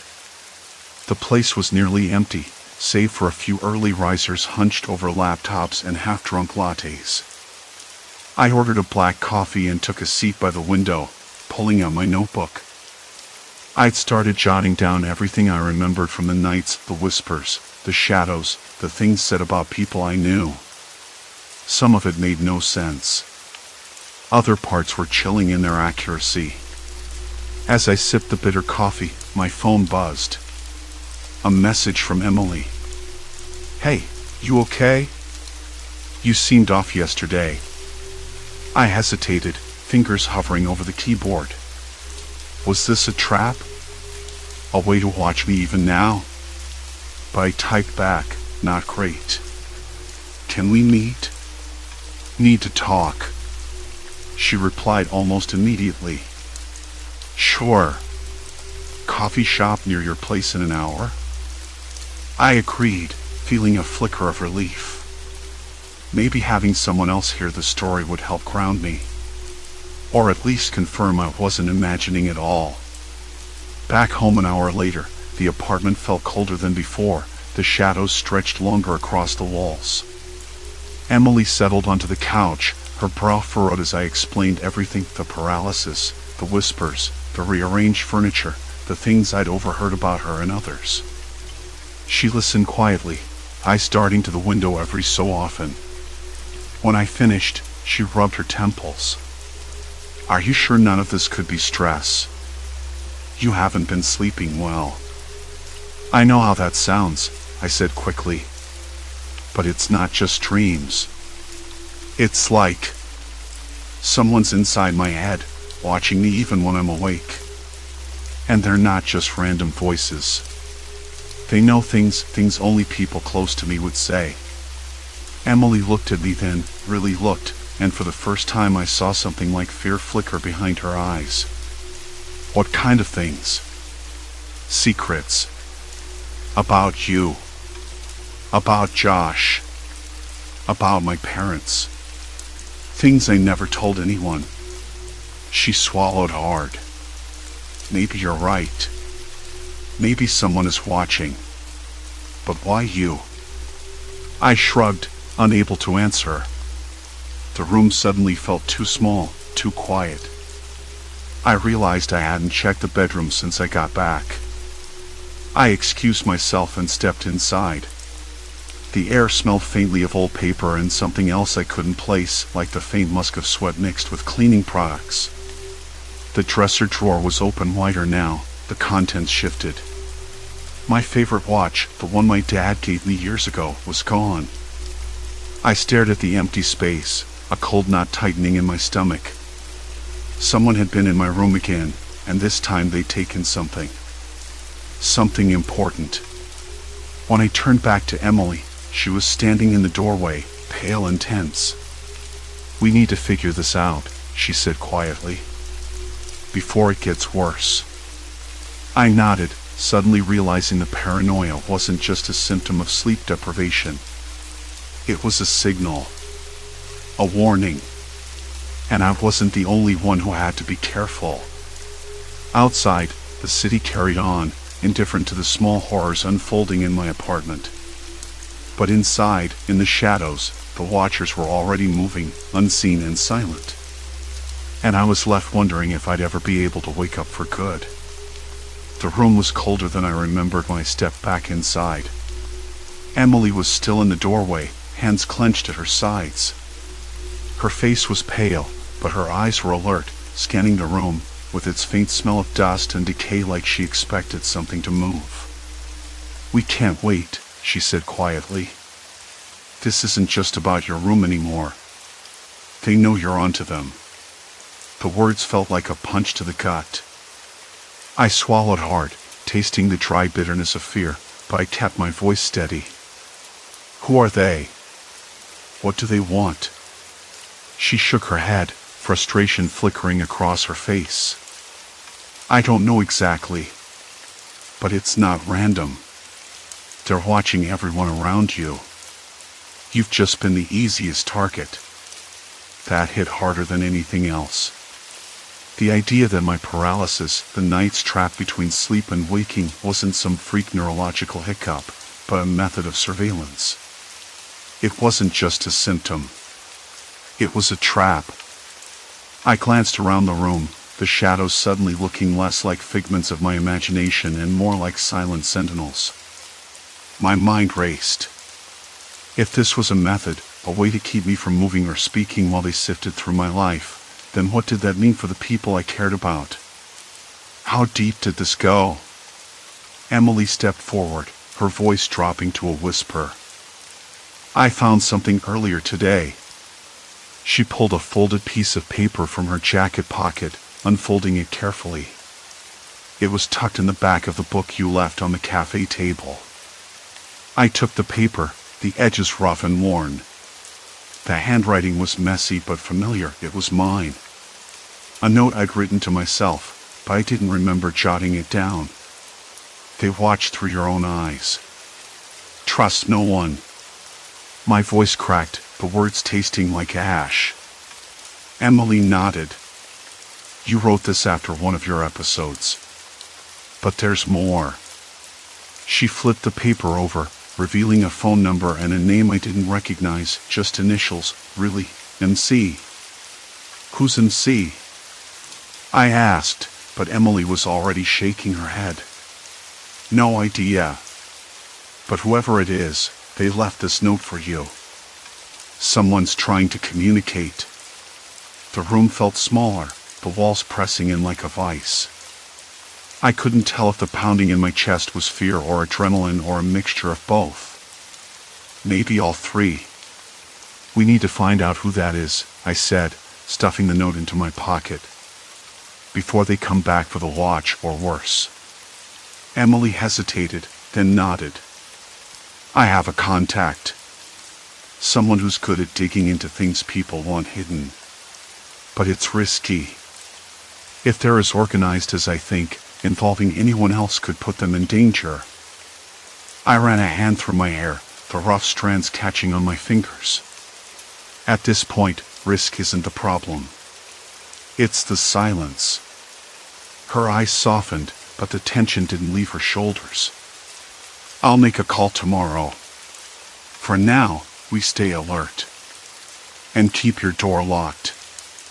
I laughed, a short, bitter sound. You mean the door that someone's already walked through twice? Yeah. Her face was grim. But it's something. Later, I lay back down, the bed sheet scratchy against my skin. I stared at the ceiling, the flickering light from the street lamp outside casting strange patterns through the blinds. The city hummed with life beyond my window, cars rattling, distant voices shouting, a dog barking somewhere far off. But inside, everything felt still. Dead. Sleep came reluctantly. I drifted into that liminal space again, the weight of my body pressing down, locking me in place. Then they came.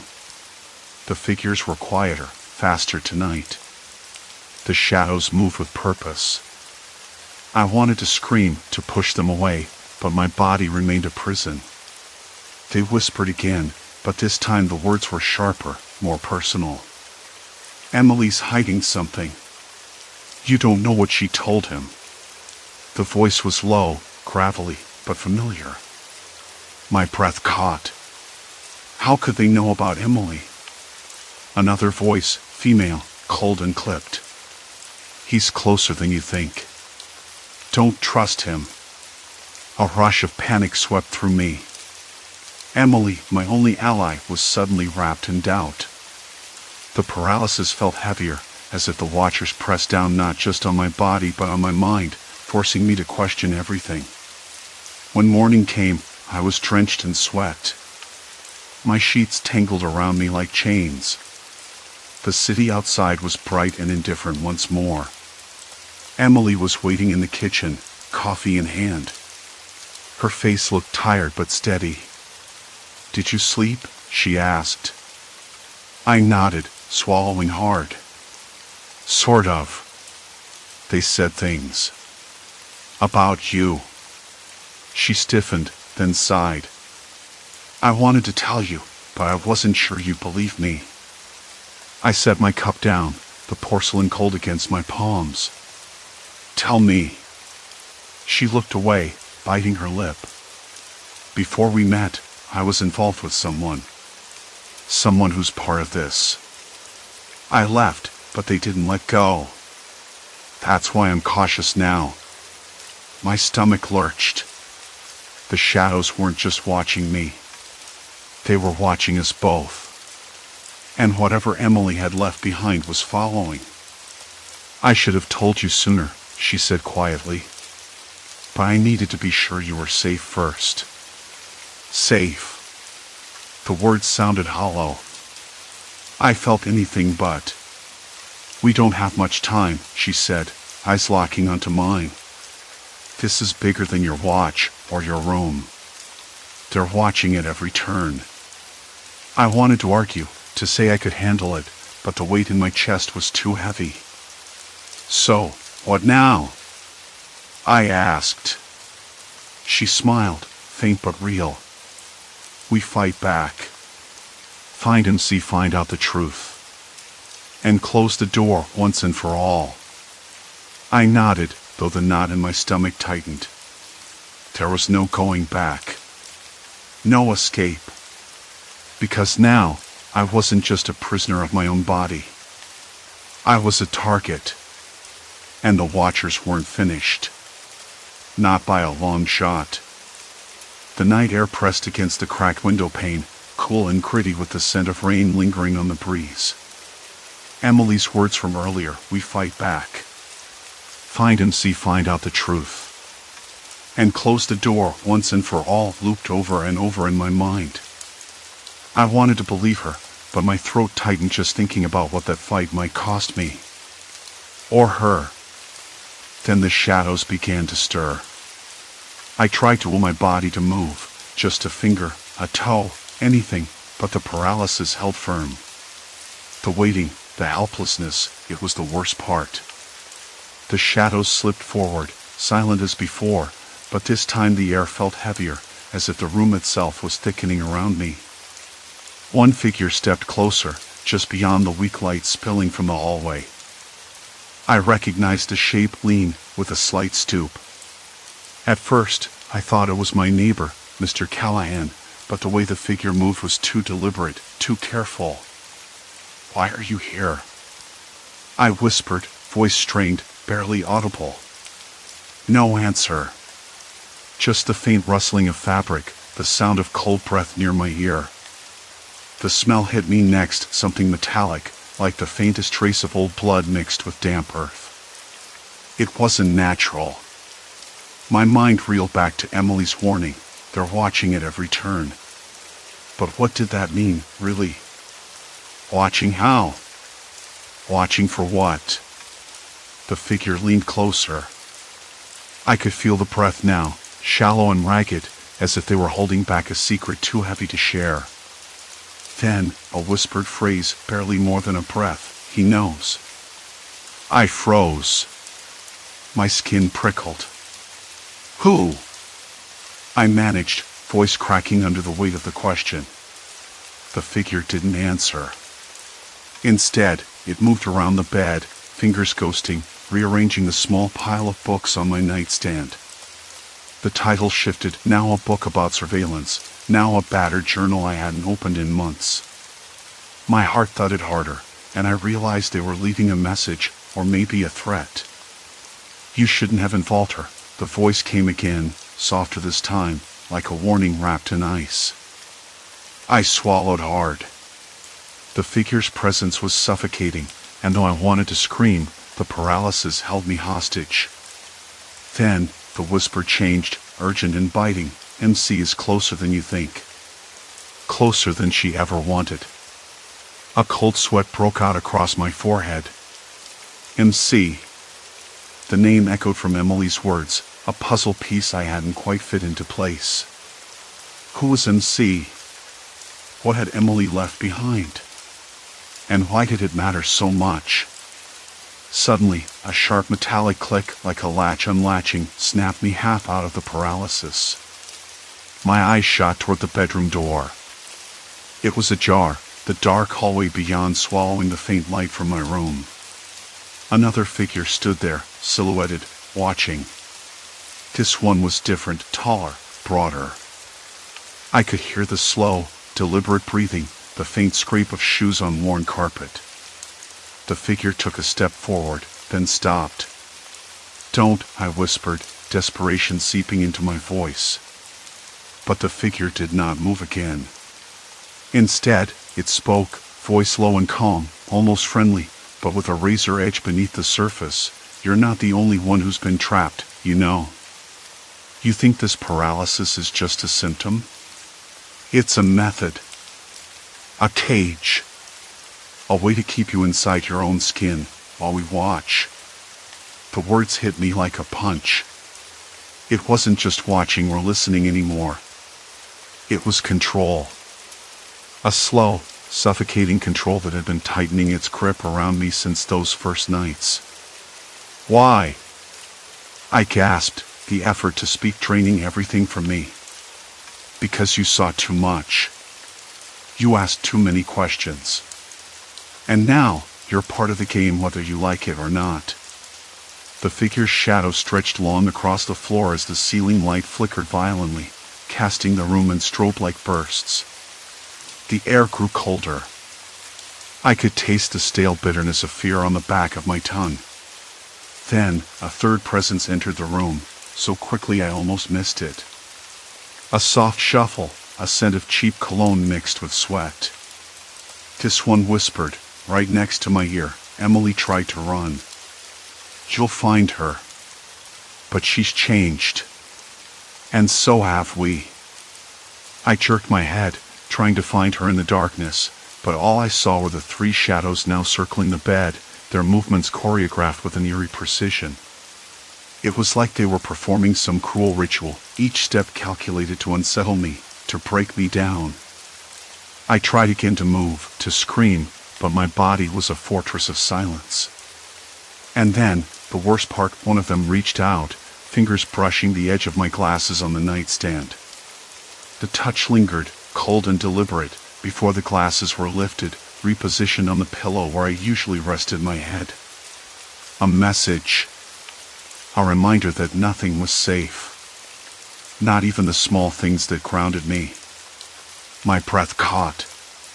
The room spun slightly, or maybe it was my mind unraveling. For a moment, I thought I saw the faintest smile flicker on the face of the figure by the door.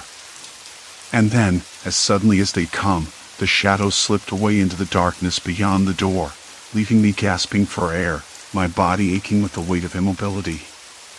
The silence after was deafening. I lay there, chest rising and falling, drenched in sweat, the taste of fear bitter and metallic in my mouth. I knew the truth now. This wasn't just about watching. It was about control, about breaking me down until I was no longer a person, just a ghost in my own life. But there was one thing they hadn't counted on. Emily. If she was still out there, tangled up in this nightmare, then maybe there was a way out. A way to fight back. I forced my eyes closed, willing the paralysis to release me. Desperation edged into every thought. I had to find her. Had to find MC. Had to close the door. Because if I didn't, if whatever this was swallowed me whole, then there would be no one left to watch the watchers. The room felt colder now. The fan's creak was suddenly louder, sharper. The smell of damp plaster and old dust filled my nostrils. I tasted the thick, coppery tang of anxiety on my tongue. And then, a last whisper, barely audible, from the hallway, "We're closer than you think." I wasn't sure if it was a promise or a threat. But either way, I knew I couldn't stay here. Not like this. Not anymore. The fight was just beginning. The whisper had barely faded when the room, with its faint smell of dust and decay, seemed to exhale, the stale air loosening just enough for me to breathe without that suffocating weight pressing on my chest. I don't know how long I lay there, frozen and helpless. Time blurred. The shadowy figures didn't return, and the silence grew thick, almost tangible, like a slowly settling dust. The darkness wasn't empty anymore. It was full of possibility, or maybe threat. I wasn't sure which. But I knew one thing, the watchers hadn't gone away. They just retreated. For now. When morning crept in through the cracked blinds, the room looked almost normal. The scattered papers on my desk hadn't shifted an inch. The faint outline of the chair where I'd been sitting hours before was still there, dust motes drifting through the pale light. But the air tasted different, sharper, colder, like the whole place was holding onto a secret. I sat up slowly, my muscles stiff and trembling. I rubbed my arms, feeling goosebumps rise even though the sun was warm on my skin. The paralysis hadn't come back, but the memory of it clung to me, like a shadow I couldn't shake. I needed to move. To do something. To find Emily. I'd never met her in person, only through the fragments of whispered conversations and the scattered clues left behind in the things the watchers had touched. But she was real, tangled up in this nightmare just like me. I knew that much. And if I could find her, maybe I could start to unravel the whole thing. I grabbed my phone, hands still unsteady. No new messages. No missed calls. Nothing.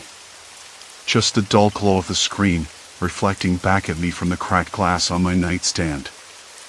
I scrolled through my notes, fragments of names, places, scrambled thoughts jotted down during those brief moments when sleep and wakefulness collided. Emily's name appeared over and over, scribbled in shaky handwriting. I wasn't crazy. Not yet. At least, not completely. I thought of MC, the other name that kept surfacing in the shadows. Who were they? Why did the Watchers mention them? My fingers trembled as I tapped the screen, trying to find any connection, any hint. But the digital trail was cold, silent. I decided to leave. I had to. Staying here meant waiting for the paralysis to trap me again, waiting to be watched and manipulated. The thought made my stomach twist. I needed fresh air, new surroundings, something real under my skin. I dressed slowly, avoiding the creaky floorboard by the window that always seemed too loud in the dead of night. Outside, the city was waking up, cars humming in the distance, a dog barking somewhere down the street, the faint smell of coffee drifting through an open window. Normal life. Or what was left of it for me. Walking felt strange. My legs were stiff, like they belonged to someone else. I kept glancing over my shoulder, half expecting to see those shadowy figures lurking just out of sight. But there was nothing. Just the usual clutter of early morning, newspapers fluttering, leaves skittering across the pavement, the occasional neighbor watering their plants. I found myself at a small cafe I hadn't been to before, a quiet place with cracked tiles and chipped paint on the doorframe. I ordered black coffee and sat by the window, watching people pass, trying to piece together who might be involved in this mess. Everyone looked so ordinary, so untouchable by the darkness I'd carried inside me. Yet, somewhere beneath their faces, I felt the same weight. The same watching eyes, the same secrets whispered just out of earshot.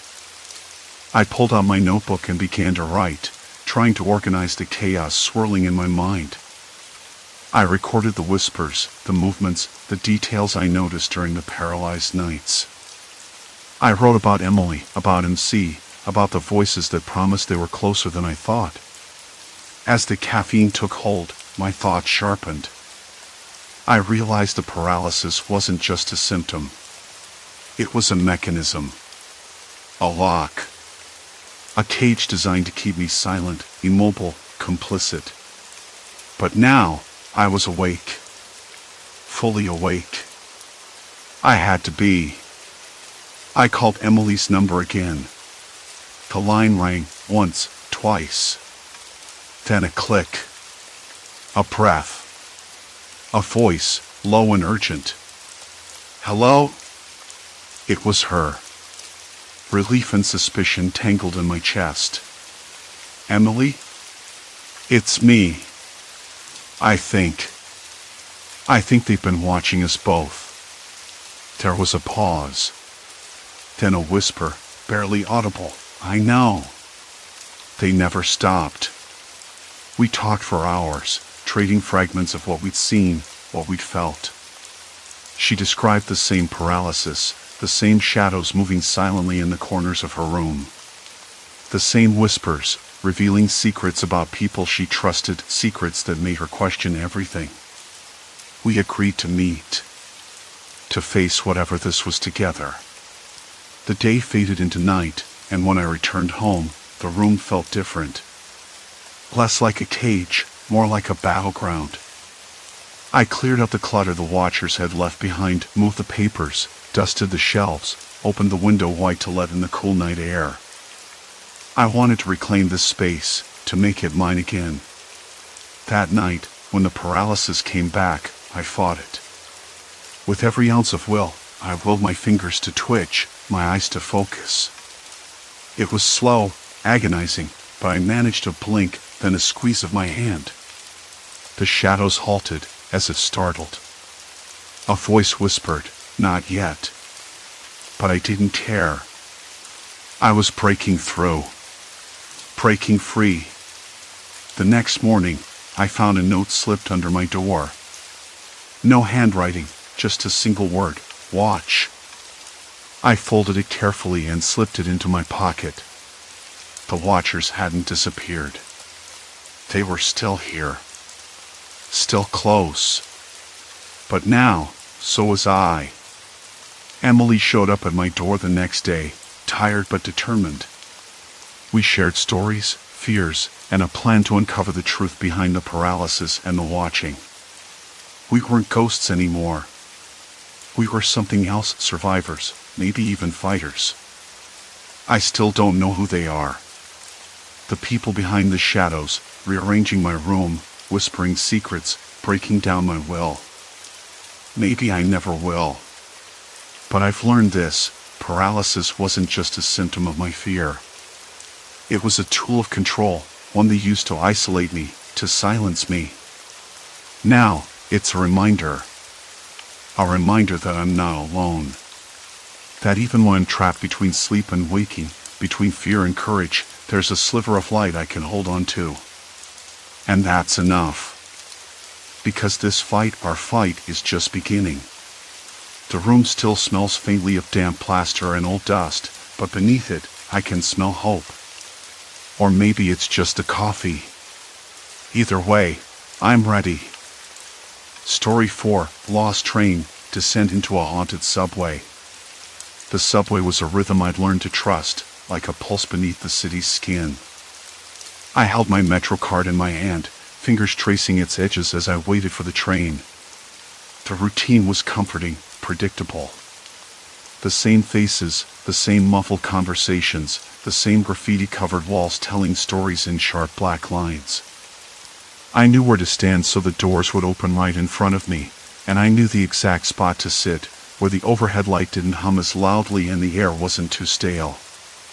That night, something was off. I noticed it almost immediately but shrugged it away. A subtle shift in the air, like the station was holding its breath. The usual chatter of passengers was subdued, replaced by an uneasy quiet. It wasn't the kind of silence that invites rest. It felt watchful, like the space itself was waiting for me to make a mistake. I glanced at my watch. 7:45. The train should have been arriving any second, but the platform's edge remained empty. The lights flickered again, harsher this time, casting long shadows that seemed to twitch at the edges of my vision. I rubbed my eyes. Maybe I was just tired. The office had been a grind all day, and the late shift was always the worst. I could taste the bitterness of the black coffee I'd gulped down earlier, dull and acrid on my tongue. The screech of brakes came from the tunnel. Relief flooded me, but something about the sound was wrong, too sharp, like metal grinding against metal instead of the usual smooth approach. The train slowed, but it stopped farther down the platform than usual. The doors opened with a hiss, but only a few people stepped off. No one got on. I stepped forward, curious despite myself. "Excuse me," I said to a man standing near the doors. He was dressed in a pale blue jacket, his face drawn and pale under the harsh lights. "Does this train go to West End?" He looked at me like I was speaking another language. I don't think so," he stammered, his eyes darting around like he was searching for an escape. "This isn't the usual train." I frowned, stepping back. The car was almost empty, save for a woman sitting by the window, her head bowed as if she was trying to disappear. Her hair was tangled, and her fingers trembled as they gripped a worn leather bag. I caught a glimpse of a faded photograph sticking out of the bag, someone's child, smiling, the edges curled from years of handling. The train lurched forward suddenly, jolting me. I grabbed the overhead strap to steady myself. The lights flickered again, and in that brief flash, the woman looked up. Her eyes caught mine, wide and desperate. She mouthed something I couldn't hear. I swallowed hard. There was no announcement, no explanation. The digital map above the door blinked erratically, showing stops I didn't recognize. Familiar names twisted into strange ones. The train rumbled deeper into the tunnel, but the usual sense of direction had vanished. The walls outside the windows were no longer the familiar graffiti-tagged bricks, but smooth, featureless concrete painted with peeling yellow stripes. A cold sweat broke out on my neck. I leaned closer to the window, trying to read the signs beyond the glass, but the letters blurred and shifted, as if the tunnel itself was rearranging. I blinked. The woman beside me was gone. I scanned the empty seats, my breath catching in my throat. How could she have disappeared so quickly without me noticing? The man in the blue jacket was still there, but his face had drained of color. He muttered something under his breath, fingers tapping frantically against the metal pole. "This isn't right," he said. "We're not on the right line." I nodded, though the words felt hollow. I reached for my phone, but the screen was dead, no signal. The train's interior lights dimmed, casting long shadows in the corners. The air grew cooler, heavier, like the tunnel was closing in. "Is this some kind of prank?" I asked the man, voice low. He shook his head. "No. Something else. Someone's messing with the system." That thought lodged in my chest, heavy and cold. The subway's so-called reality tunnels had been a joke among commuters, an urban legend about the way the labyrinthine tracks sometimes seemed to shift, trapping people in endless loops. I'd always laughed it off. But now, with the walls twisting outside the window and the train hurtling into the unknown, I wasn't so sure. The train stopped abruptly. The doors slid open to a platform bathed in dim orange light, unfamiliar and sterile. No maps, no signs, just concrete stretching into shadow. A faint hum vibrated in the air, like electricity running just beneath the surface. I stepped off first, heart pounding in my ears. The man followed hesitantly, eyes wide. The platform was empty except for a single bench, where a young woman sat curled up, her eyes fixed on the floor. She looked up as we approached, startled. "Do you know where we are?" I asked. She shook her head, voice barely a whisper. "I don't even know how I got here." A sudden clang echoed through the tunnel, sharp and metallic. We all turned toward the sound, breath catching. Somewhere in the distance, the rumble of an approaching train grew louder, but it wasn't the one we'd come on. This one sounded off, too slow, too heavy. The three of us stood frozen as the train rolled into the station, its windows dark and empty. No passengers, no driver in sight. The doors opened with a hiss, inviting us inside. "Should we get on?" the woman asked, voice trembling. I hesitated. The air smelled different here, no longer the familiar mix of damp concrete and stale coffee. It was cleaner, but colder. Sterile. Like a place designed to trap and confuse. "I don't think we have much choice," I said, though my hands trembled as I reached for the door handle. Inside, the seats were lined with scratches, some etched words barely legible. "Don't trust the tunnels, they're watching, no way out." The train lurched forward, pulling us deeper into a maze I didn't understand. As the doors slid shut behind us, I caught my reflection in the grimy window, eyes wide, pale face drawn tight with tension. The city outside was gone. Only darkness stretched on either side. I realized then the truth I hadn't wanted to face. Someone was manipulating the subway, twisting its routes to trap us in versions of the city shaped by our fears and secrets. And if I didn't figure out who and why soon, I might lose my grip on what was real. The lights flickered again. Silence. Complete silence. The silence inside the train was deafening. I reached out, tracing a finger over the jagged letters, the roughness biting into the skin. It felt like a map of fear.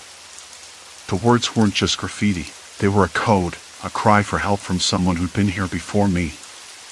"What do you make of it?" I asked, voice barely above a whisper. The woman sitting across from me didn't look up. Her eyes were fixed on the dark window, reflection ghosted in the glass. She didn't answer, but I caught a flicker of recognition in her expression, as if she'd been caught between fleeing and confronting something. The train jolted again. I gripped the edge of the seat. The city outside was gone, nothing but a void beyond the windows. It felt like we were drifting through a tunnel of uncertainty. The air was colder here, cleaner somehow, but sterile like a hospital corridor. I swallowed hard, trying to ignore the chill crawling down my spine. I pulled out my phone, but there was no signal. No messages, no calls, no updates. Just the stubborn glow of the screen against the darkness. I tapped through the pictures I'd taken earlier at the station, the twisted signs, the shifting maps, the faces of people who looked just as lost as I felt. Maybe I was imagining things, but there was a pattern, something deliberate in the way the tunnels twisted, the way the stops changed names or disappeared entirely. I needed proof. Something concrete. When the train slowed to a stop, the doors hissed open, revealing Platform 13, except I was sure there was no Platform 13 on this line. The walls were slick with condensation, the tiles cracked and stained with rust-colored streaks. The overhead lights buzzed unevenly, making the whole place feel like it was decaying from the inside out. I stepped off the train cautiously. The woman followed silently, her footsteps echoing hollowly. We were alone. Or so I thought. "Look," I said, pointing to a bulletin board plastered with torn posters and faded flyers. One of them caught my eye, a schedule for the subway lines, but it was all wrong. Times overlapped, routes doubled back on themselves, and a name I recognized appeared scrawled in red ink across the corner, Martin. I frowned. Martin. The transit worker I'd met a few days ago, the one who had warned me about system glitches. He'd mentioned something about unusual activity in the control rooms, but I'd brushed it off at the time. Now it felt like a thread I had to pull. "Have you seen this name before?" I asked the woman. She finally looked at me, her eyes sharp and alert. "Martin," she repeated. "Yeah, I know him. Works nights in the control center. But I don't think he's just a technician. There's something else going on." Her voice dropped to a whisper. "People say he's the one behind the tunnels changing. Like he's rerouting the whole system on purpose."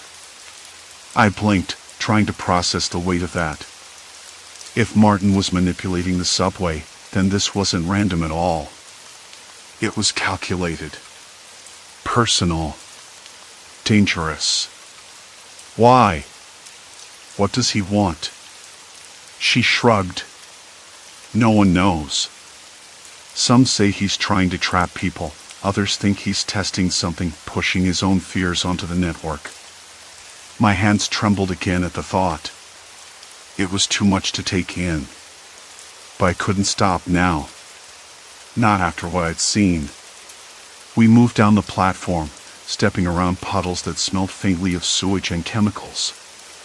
The echo of distant footsteps made me glance over my shoulder. No one. At the far end, a service door stood ajar.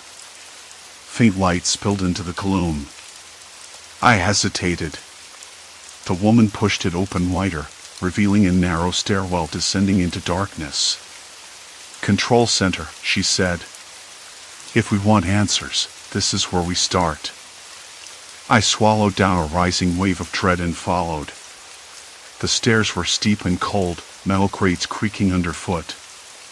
The smell of oil and dust filled the air, mixed with something sharper, like burnt plastic. My heart ticked harder, and I fought the urge to turn back. The deeper we went, the more the city above felt like a distant memory, replaced by this underground world of shadows and secrets. At the bottom, we entered a small room cluttered with monitors and tangled cables. Screens flickered with static and scrolling lines of code. A humming server rack vibrated against the floor. It was a mess, chaotic but alive. I moved closer, scanning the displays. One showed a map of the subway lines, but it was shifting like a living thing, routes blinking in and out, stations merging and splitting apart. It was mesmerizing and terrifying. Then I saw it, a log file with timestamps and commands. Names, codes, coordinates. And Martin's username, repeated over and over. I reached out to touch the keyboard, but the woman stopped me. "Be careful," she whispered. "If he's watching, he might know we're here." A cold sweat broke out across my forehead. I glanced at the door, half expecting it to burst open at any moment. Why would he do this? I murmured, "What's the end game?" She looked at me, eyes dark but steady. Control. Power. Or maybe he's just lost in his own nightmare, dragging everyone down with him. The sound of footsteps, slow, deliberate, echoed from above. We froze. "Someone's coming," she said. I cursed under my breath. There was no way out but back up the stairs, back into the maze. The door handle rattled. My breath hitched. The lights flickered again, shadows stretching like fingers across the walls. We had crossed a line. Now there was no turning back. And somewhere, in the tangled tunnels above, Martin was waiting. Watching. Deciding what we would see next. The handle rattled again. A sliver of dim light spilled in, painting the narrow stairwell in sickly yellow. A man's silhouette framed the doorway, tall, lanky, with a slight stoop, like he carried the weight of the whole subway system on his shoulders. Martin. I recognized him instantly. The username, the codes, the endless commands, it all pointed to him. But now, here, in the flesh, he looked less like a puppet master and more like someone trapped in a cell of his own making. "Don't move," the woman whispered. "Let me talk." Martin's eyes scanned the stairwell, sharp and cold. Then he fixed on us, and the faintest twitch of a smile passed over his lips. "So, you found me," he said. His voice was low, almost conversational. "Did you really think it would be that easy to escape?" I swallowed hard. The stale smell of damp concrete and rust filled my lungs. The faint hum of the subway tunnels vibrated through the floor. Somewhere far off, a train rumbled, its metallic screech echoing like a warning. Martin stepped inside, closing the door behind him with a soft click that sounded louder than any shout. "Why?" I asked, voice cracking. "Why do this? Why trap people in these alternate tunnels? What's your end game?" He shrugged, a gesture so casual it unnerved me. "Control, yes. But not in the way you think. This isn't just about power or fear. It's about reality, about what people choose to see when the world gets too complicated." I blinked, trying to make sense of the words. "I don't follow." He paced slowly, hands clasped behind his back. "These tunnels, the reality shifts, they reflect what's buried inside us. Our fears, our secrets, our regrets. I'm just the architect, the curator of that chaos." The woman scoffed softly. "You're playing God with people's minds." Martin stopped and looked at her, eyes sharp as flint. "No. I'm giving them a mirror." Most refuse to look. They run from the truth every day. I'm just forcing them to confront it. A chill skated down my spine. This wasn't just a game or some twisted experiment. It was personal. Too personal. And I was caught right in the middle. "Why me?" I asked. "Why did I end up in your twisted maze?" He smiled again, but this time it was different, less amused, more knowing. Because you're ready. Because you're willing to see beyond the surface. You're not like the others. The woman narrowed her eyes. "Or maybe you just picked the wrong person to mess with." Martin chuckled, then suddenly his expression darkened. "You have no idea what you're saying." Before I could ask what he meant, The lights flickered violently. The walls seemed to pulse, the air, cold and heavy with silence thickening with a static charge. The reality tunnels weren't just shifting, they were collapsing, folding in on themselves like paper crushed underfoot.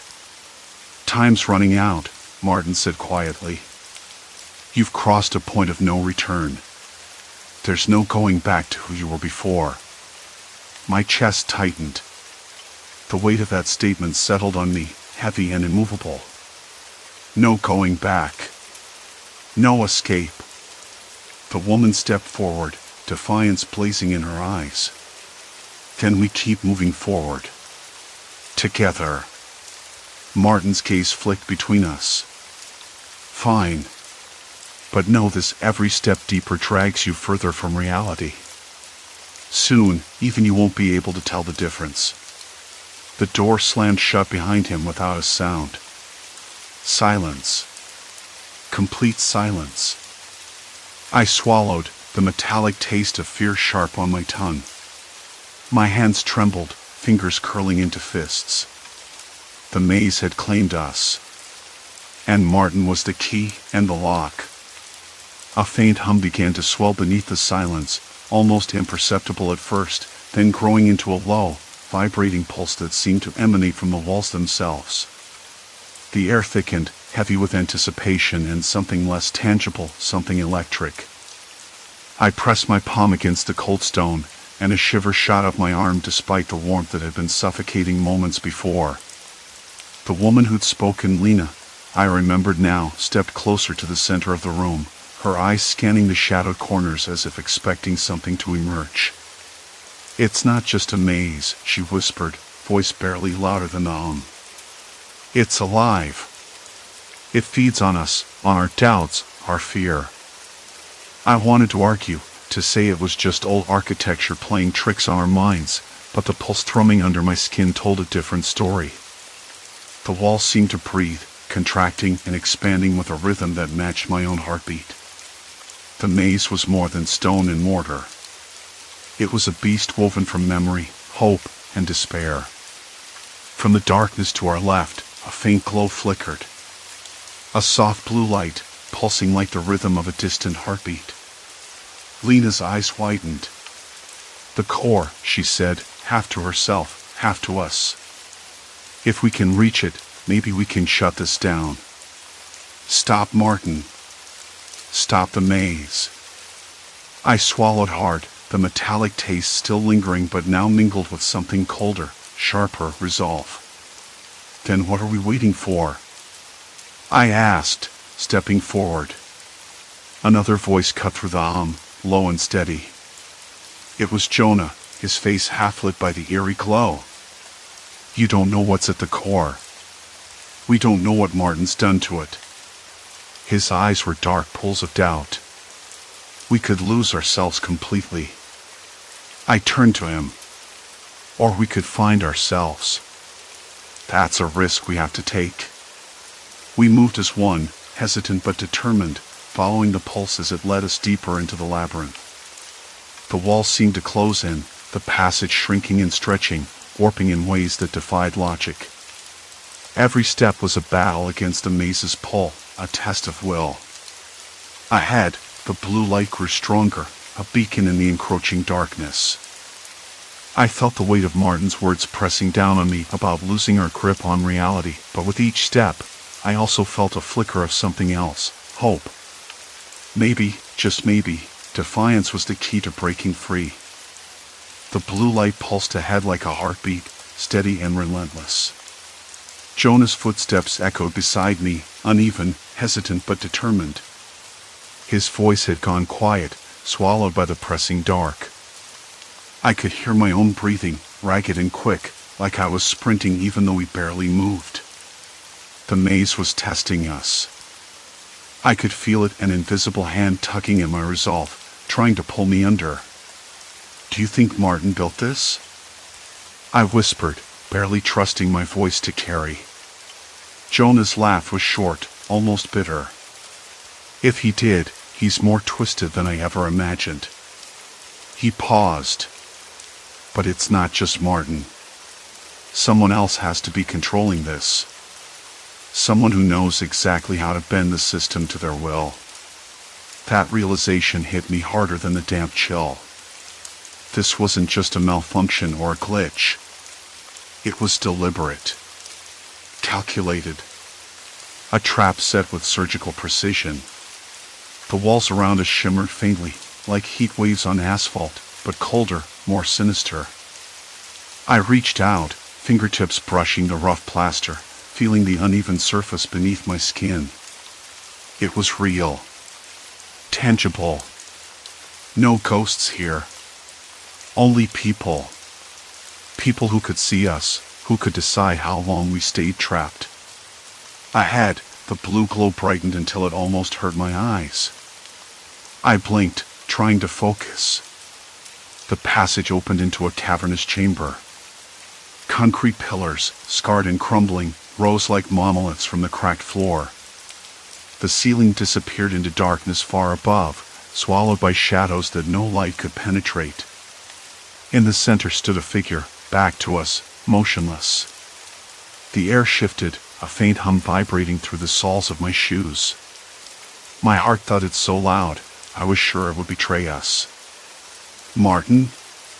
Jonah's voice was cautious, tentative. The figure didn't move. I stepped forward, voice firmer than I felt. We need to talk. You don't have to do this. No answer.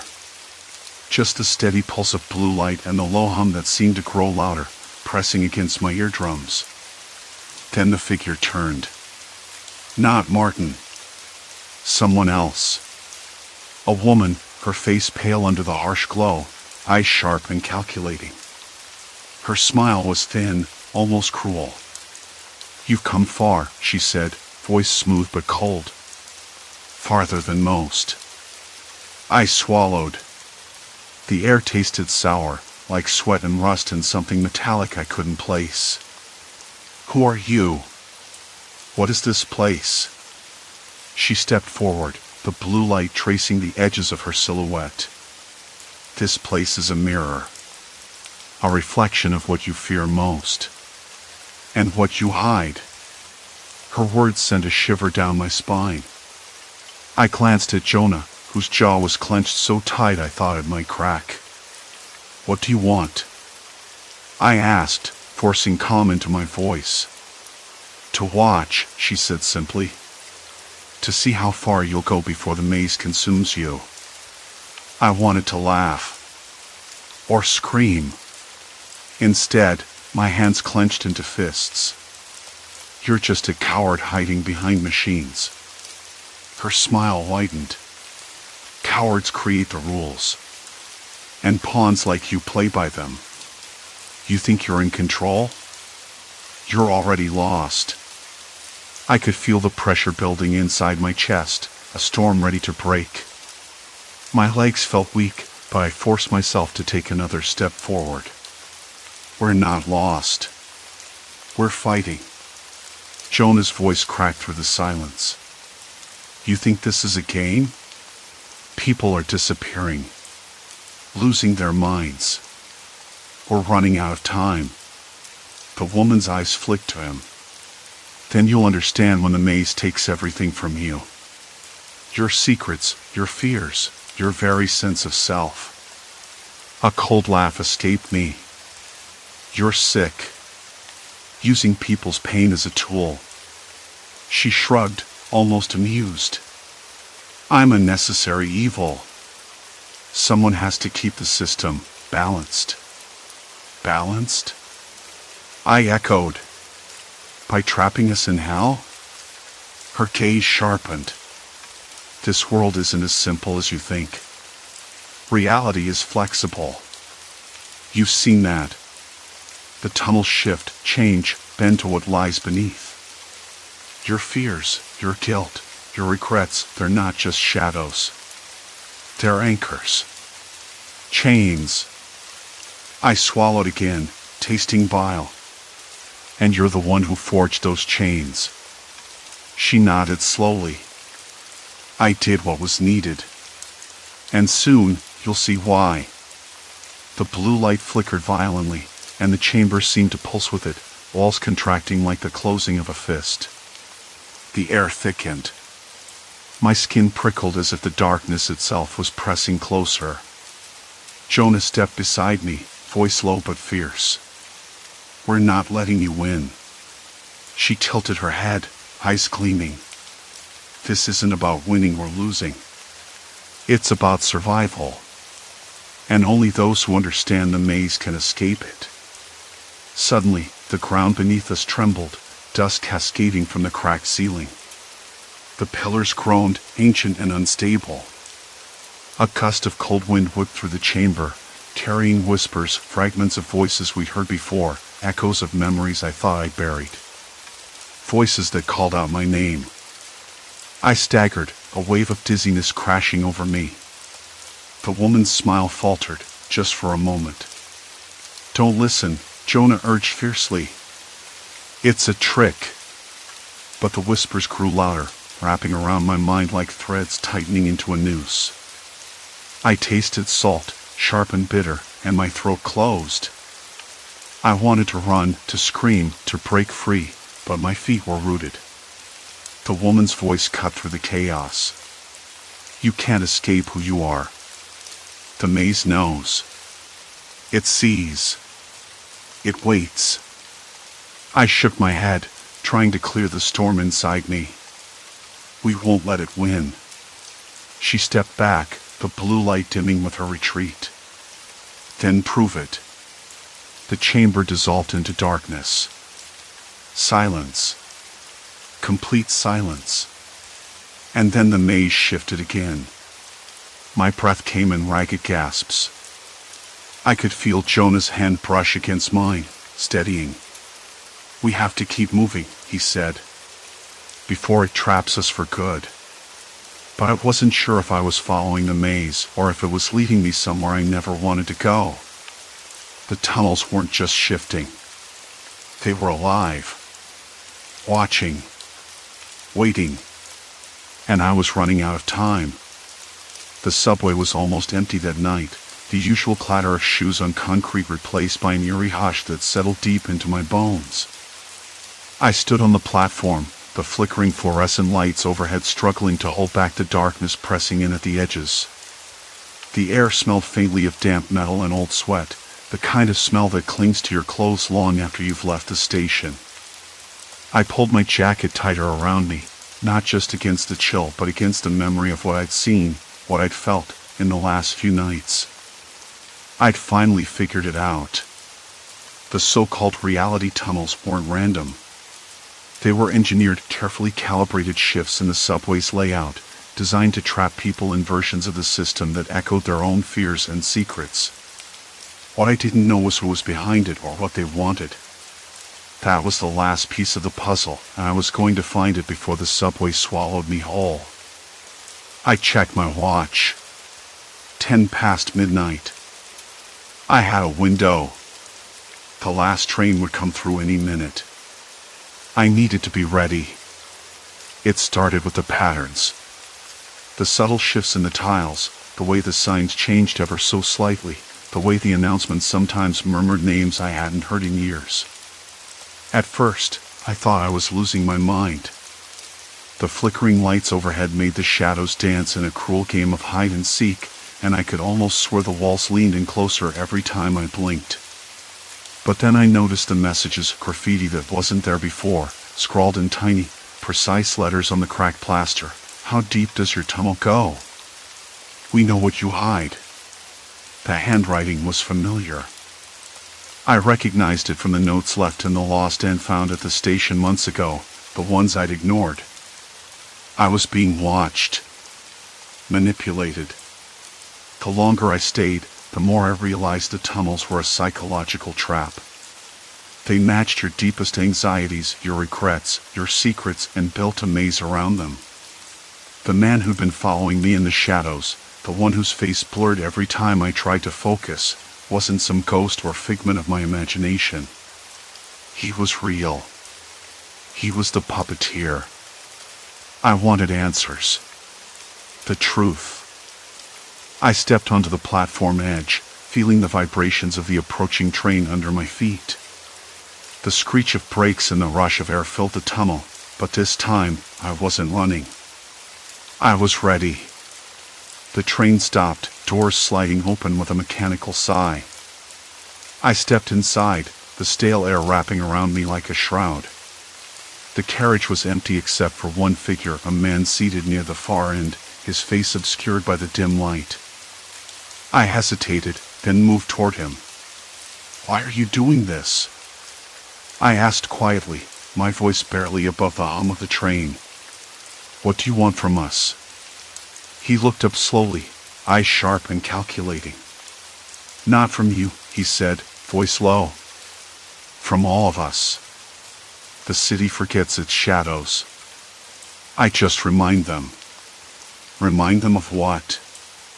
I pressed, my pulse quickening despite my effort to stay calm. "Fear," he said. "Regret.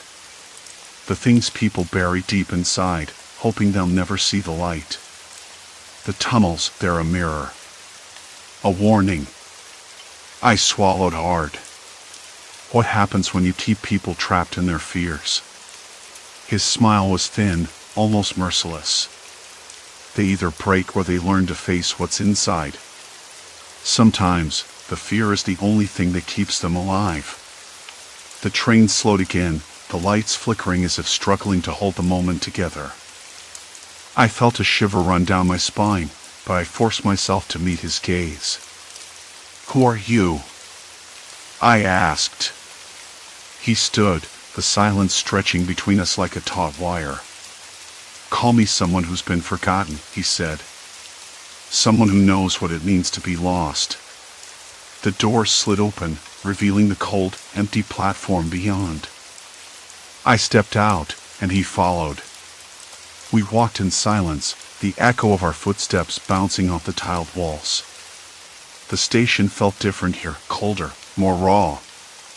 I could almost smell the weight of all the secrets buried beneath the city's surface. "Why me?" I asked suddenly, breaking the quiet. "Why pull me into this?" He shrugged. "Because you see. Because you don't look away. You're not like the others." I wasn't sure whether that was a compliment or a curse. "You don't have to keep doing this," I said. "You can stop." He laughed, a dry, humorless sound that didn't reach his eyes. "Stop?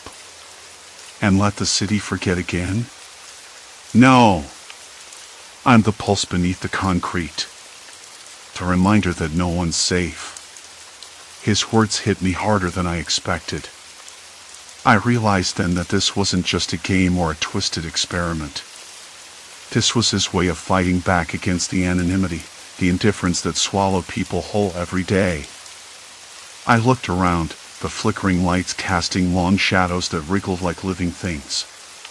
For a moment, I thought I saw faces in the darkness, reflections of the passengers trapped in their own tunnels, their own fears.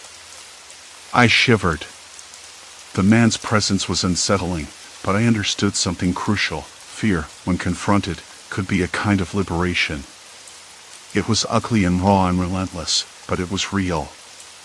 "What happens now?" I asked. He shrugged again. "You walk out. You live. And you don't forget." I nodded slowly.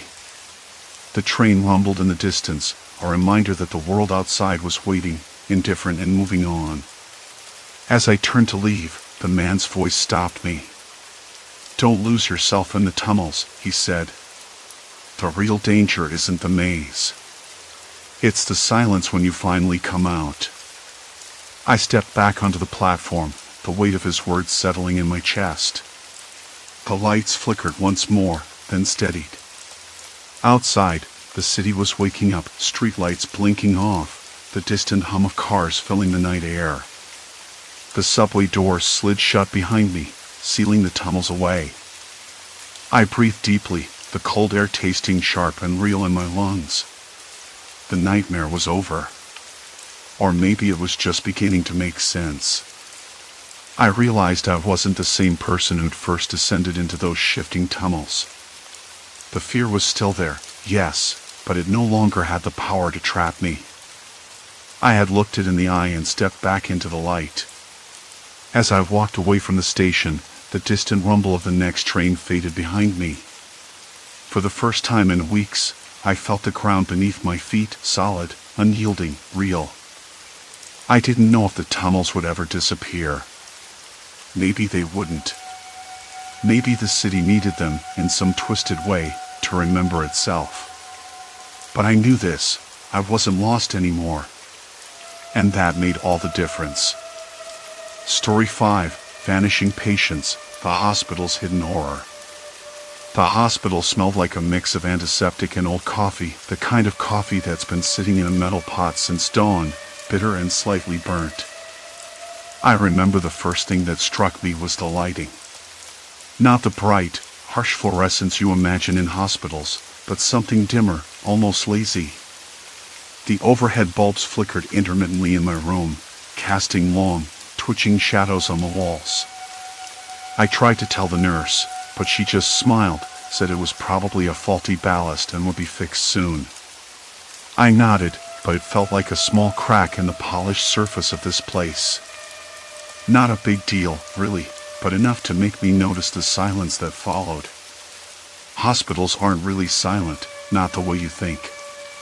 There's always a hum, machines beeping, shoes clicking on linoleum, distant voices carried through ventilation shafts.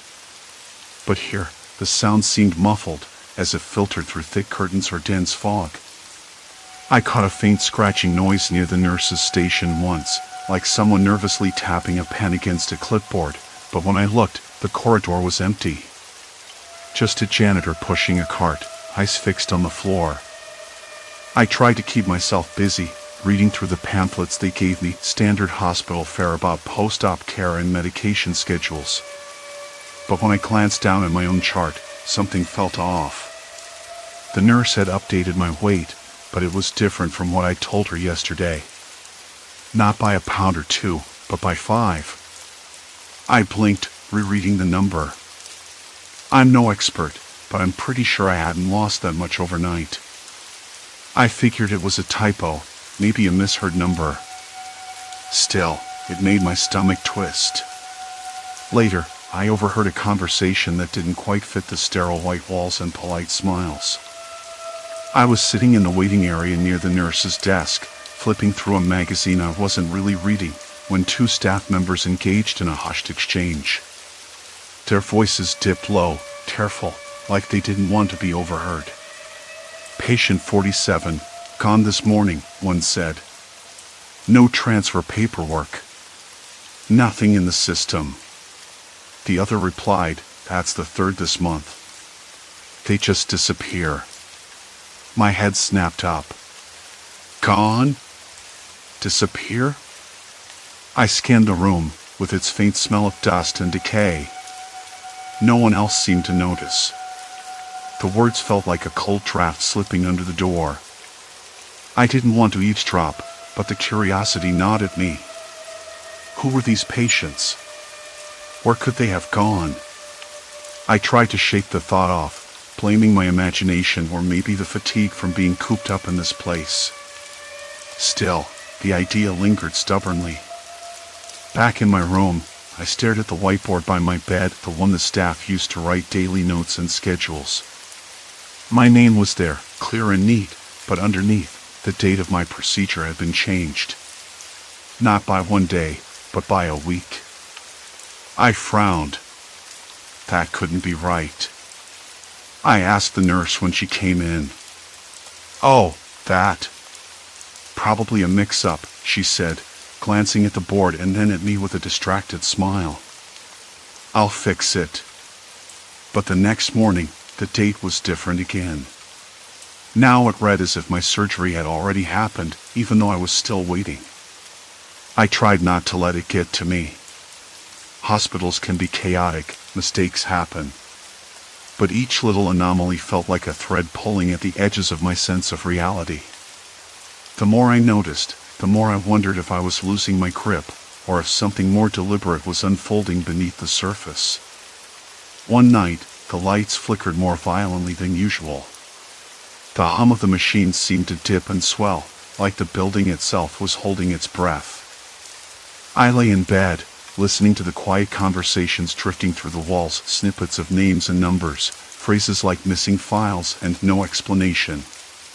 My skin prickled. I wanted to tell someone, but who? The staff were always polite but evasive.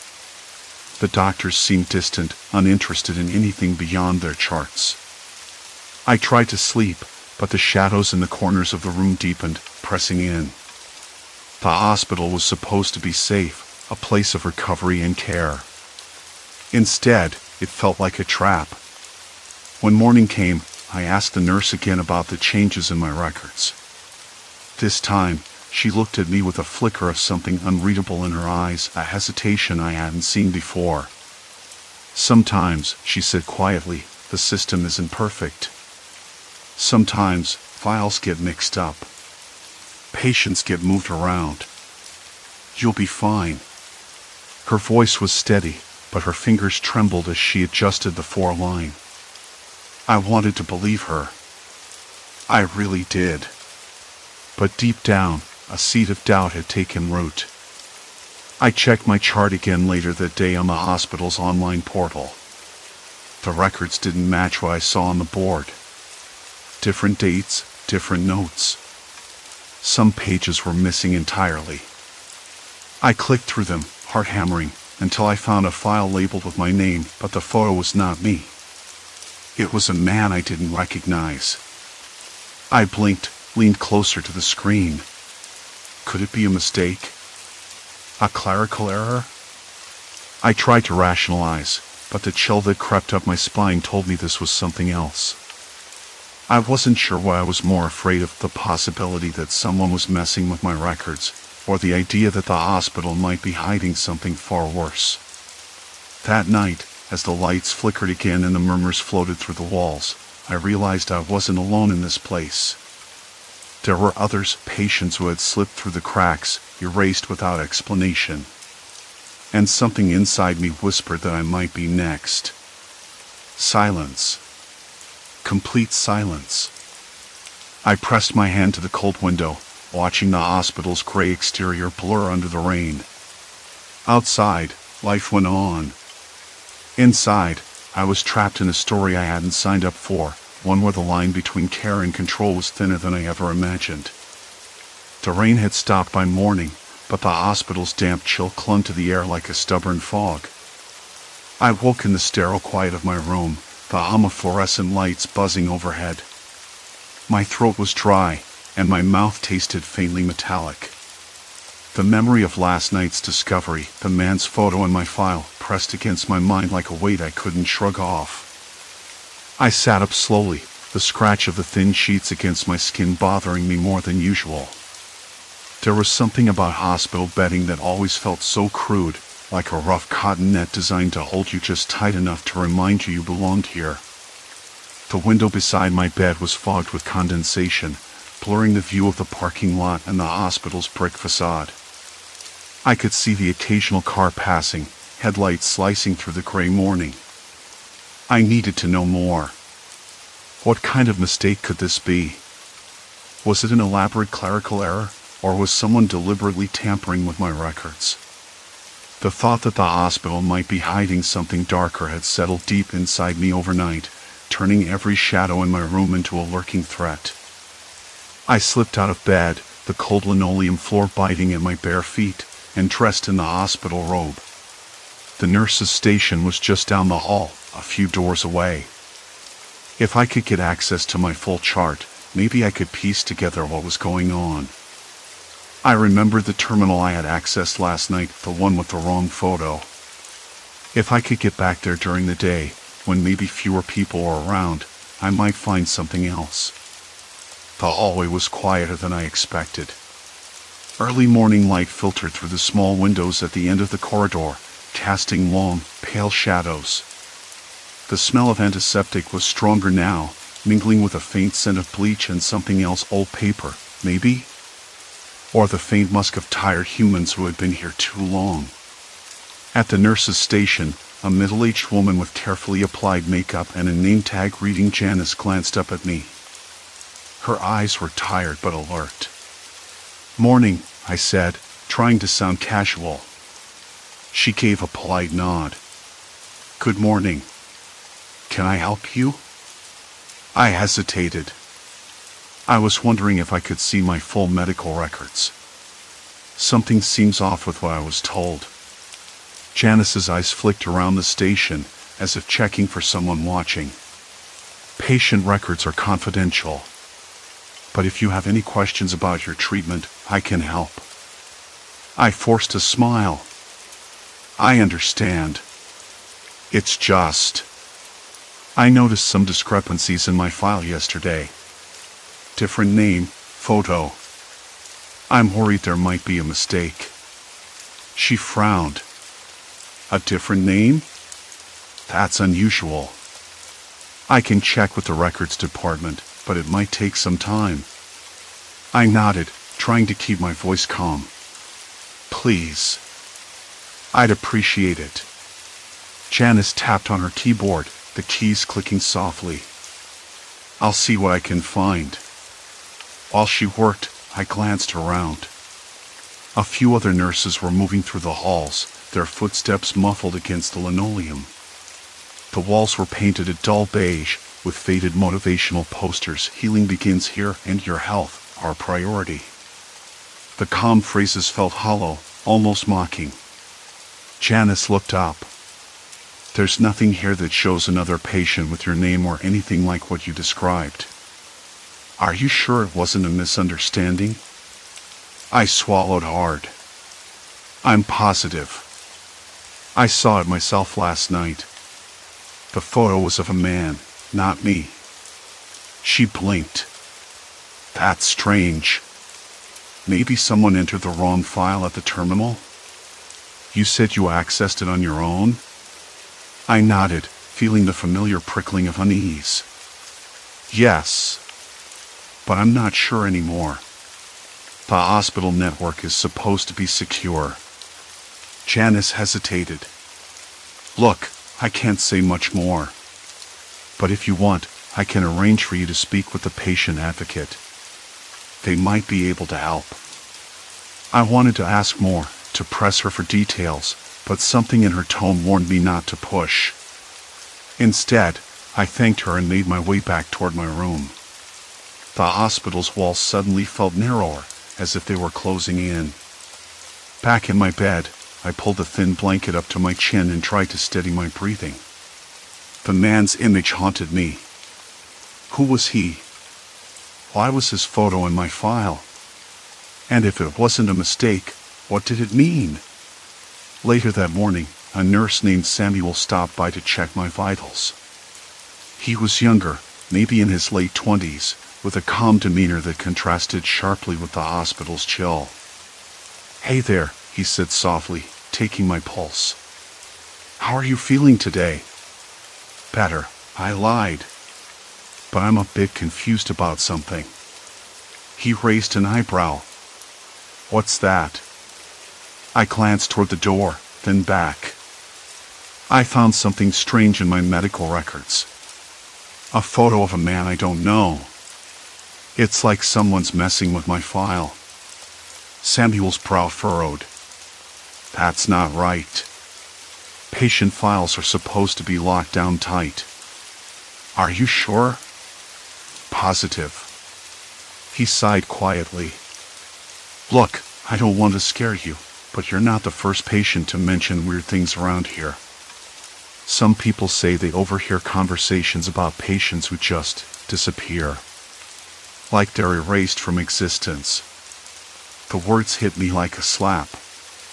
My hands trembled slightly. "Disappear? What do you mean?" Samuel glanced around nervously, lowering his voice.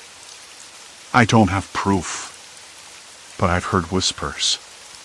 Staff talking about patients who vanish without explanation. No records, no transfers, no deaths. Just gone." I swallowed hard. And no one does anything about it? He shrugged. Some say it's for insurance reasons. Others think it's more sinister. But no one wants to rock the boat. It's better to stay quiet. The room felt suddenly colder. I couldn't tell if it was the air conditioning or the sinking realization that I might be caught in something far beyond a clerical mix-up. "Thanks for telling me," I said, voice barely above a whisper. Samuel nodded, then gave a quick, nervous smile. "Be careful, okay? If you want to know more, there's a small group of patients who keep track of these things. They meet quietly in the cafeteria during shift changes. You didn't hear it from me." His words lingered as he left, the door clicking softly behind him. Later that afternoon, I found myself wandering the hospital halls, drawn toward the cafeteria. The thought chilled me to the bone. The smell of burnt coffee and day-old bread mixed with antiseptic filled the air. I kept my head down, watching faces, some tired, some wary. I spotted a small cluster of people near the back corner, speaking in hushed tones. I approached cautiously, catching snippets of conversation, names, dates, whispered fears. A woman with sharp eyes noticed me and nodded slightly, inviting me to join. "I'm Claire," she said quickly, her voice low.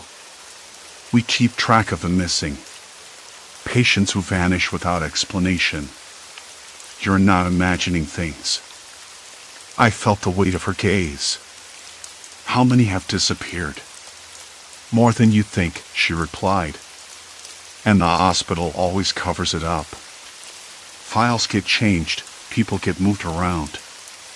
If you don't watch your back, you'll be next." Her words sent a chill straight through me. I wanted to ask how she knew, what proof she had, but the cafeteria's door opened sharply, and a nurse's voice called out, "Breaks over, everyone." The group scattered like shadows. Claire gave me a quick warning look.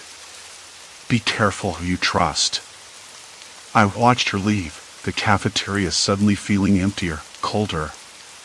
Back in my room, I stared at the ceiling, the hum of the hospital settling around me like a shroud. I wasn't sure where the truth ended and paranoia began. But one thing was clear, I was no longer just a patient here. I was a part of something darker, something systematic. And I couldn't turn away now. The hum of the fluorescent lights buzzed overhead like a persistent, low-grade headache as I edged closer to the small group in the cafeteria's shadowed corner. The air was thick with the stale scent of burnt coffee and something metallic, maybe the tang of disinfectant mixing with old blood, or just my imagination. I kept my voice low, breath shallow, as I caught fragments of their conversation, words that felt like cold fingers tracing down my spine. "Vanished last month. No trace." "Just gone," a woman whispered, her eyes flicking nervously toward the entrance as if the walls themselves had ears. I recognized the name, she said, something I'd seen in the hospital records. Michael Lang. He'd been admitted for a routine surgery, or so I thought. Now, his chart was missing, or at least that's what someone had told me. My mind spun. How does a patient just vanish? Administration covers it up. Files get lost or misplaced. "You know how it works," a man said, voice low but firm, like he'd been swallowed by this nightmare for too long. I swallowed hard, the dryness in my throat making it almost impossible to speak. I needed to know more. "What do you mean, covers it up?" I asked, stepping closer. A woman with sharp eyes and a tight bun looked at me, sizing me up. "You're new here," she said. "You don't want to dig too deep." Those words sank in like a stone. Why not? Because they want to keep us all locked in? Because the hospital isn't what it seems? I could almost taste the bitterness of fear rising in my mouth. It wasn't just a place to heal. It was a trap. Samuel's warning echoed in my mind, "Be careful." I nodded, though my hands trembled despite my best efforts to steady them. "Look," the man continued, "there's a pattern. Patients scheduled for minor procedures. Routine stuff. Then, after a few days, they disappear. No record. No explanation. Nurses get reassigned, doctors change schedules. The whole floor looks like it never existed." I glanced around. The cafeteria felt suddenly claustrophobic, the chatter around us fading into a dull roar. The fluorescent lights flickered. A cold draft swept past, carrying with it the faint scent of something burnt paper, maybe. The hospital's usual antiseptic smell felt invasive, like it was trying to mask the rot underneath. "Why haven't you left?" I asked, almost surprised at my own question. "If you know this is happening, why stay?" The woman with the bun shrugged. "Some of us can't. We have families. Jobs. No one believes us. And there's always someone watching." I shivered. Not because of the cool air, but because the idea of being watched, controlled, erased, had become disturbingly real. Later, when the cafeteria emptied, I lingered, eyes scanning the dim corners. I spotted a crumpled piece of paper wedged under a chair leg. I picked it up carefully. It was a list of names, patients, dates, room numbers. Some crossed out. Others circled. Michael Lang was on there, with a line through his name and a date next to it. I tucked the paper into my pocket, heart pounding. This wasn't coincidence anymore. It was a system. A machine designed to erase people quietly. Back in my room, I rifled through my personal belongings, thinking about escape. But the hospital felt like a maze. Every corridor looked the same. Elevators stopped on floors I didn't recognize. Doors led to locked stairwells or maintenance closets. Even the nurses' stations had blank faces when I asked for directions, polite but distant. My phone? No signal. The hospital's thick concrete wall swallowed every attempt to reach out. I tried again and again, voice cracking, but nothing but dead silence answered. I was trapped. That night, as the lights dimmed and the halls emptied, I heard murmurs outside my door. Whispered voices, too low to make out, but urgent. I pressed my ear to the cold wood. A name. Mine. Not supposed to know. Containment protocol. Risk of exposure. Cold sweat broke out across my back. I pulled the sheets tighter, the thin hospital fabric scratchy against my skin. My breathing hitched. Was someone coming for me? Or was it paranoia? I couldn't tell anymore. Sleep didn't come. Instead, I stared at the ceiling, counting the flickers of the light above, each blink a silent warning. The hospital wasn't just erasing patients. It was erasing me. By morning, the list in my pocket felt heavier than lead. I knew I had crossed an invisible line. There was no going back now. The receptionist called my name for my scheduled checkup, her smile too wide, too practiced. As I stood, the hallway stretched endlessly ahead, each step echoing like a countdown. I realized then that the hospital had already decided my fate, and I was running out of time to fight back. The receptionist's smile lingered in my mind like a cracked mirror, too sharp, too forced. Every footfall echoed, a hollow sound swallowed by the long, narrow hallway.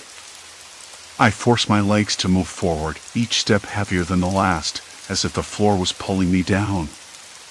A distant scrape, the wheeling of a cart, maybe shattered the silence.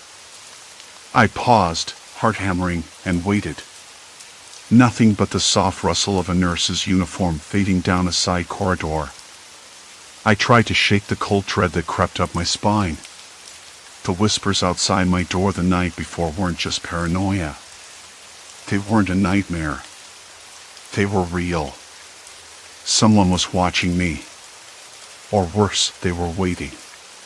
The checkup room was just ahead, but I didn't want to enter. Not yet. I glanced at the doorframe, the peeling paint cracking like brittle skin. I knew what was coming. I knew the hospital had already decided. But I needed answers. I needed to see beyond the lies carefully stitched into every file, every whispered conversation. I slipped into the nearest bathroom instead, the one just past the nurse's station. The tiles were cold underfoot, the fluorescent light flickering overhead like a warning signal.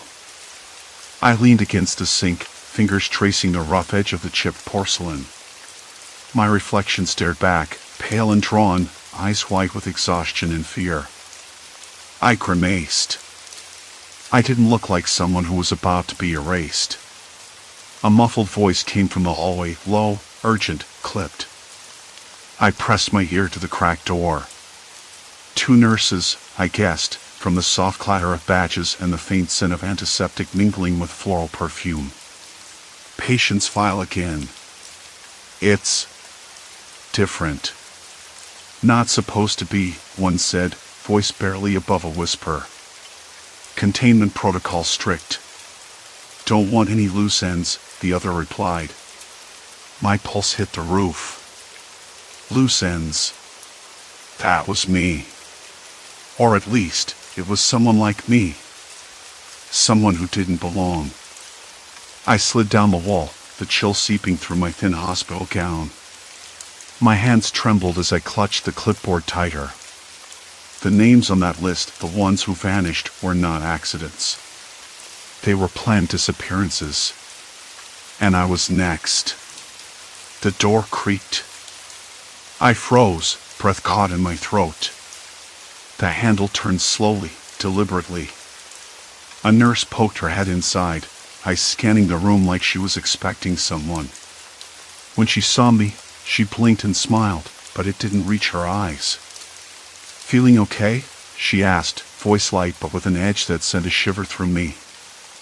I nodded, swallowing hard. Just needed a moment. She lingered, then stepped back out, closing the door gently. I counted to 30 before I dared move again. Back in the hallway, the antiseptic smell was stronger, mixed with the faintest hint of something coppery. Blood? Or maybe just my imagination. My eyes flicked to the nurse's station where a few staff typed rapidly, their faces blank masks behind masks. I caught a glimpse of a screen showing patient records. Mine was there, but the details were shifting, blurring like ink in water.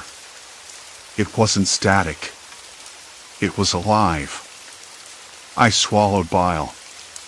This hospital wasn't just a building. It was a machine grinding people down, one by one.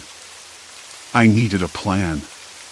But what kind of plan could you make when every step you took was watched, every word could be twisted? I remembered the janitor I'd seen earlier, a man with tired eyes and a scuffed uniform, moving quietly through the halls like a shadow. Maybe he knew something. Maybe he wasn't part of this. I found him by the stairwell, leaning against a mop bucket, wiping sweat from his brow with a stained rag. His gaze was sharp despite the exhaustion. You work here long? I asked, voice low. He looked me over, eyes flickering with caution.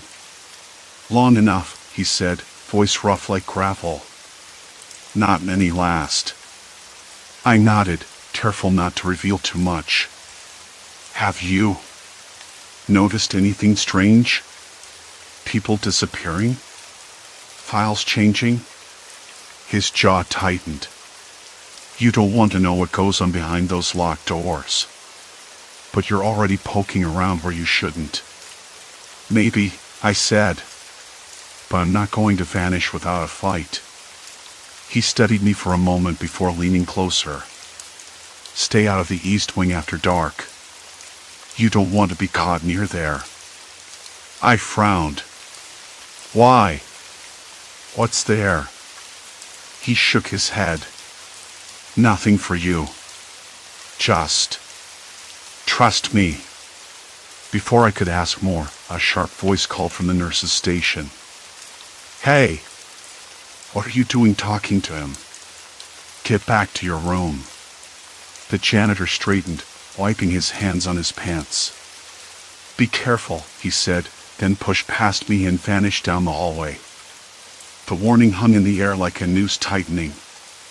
I glanced around. Staff were watching now, ice cold and unblinking.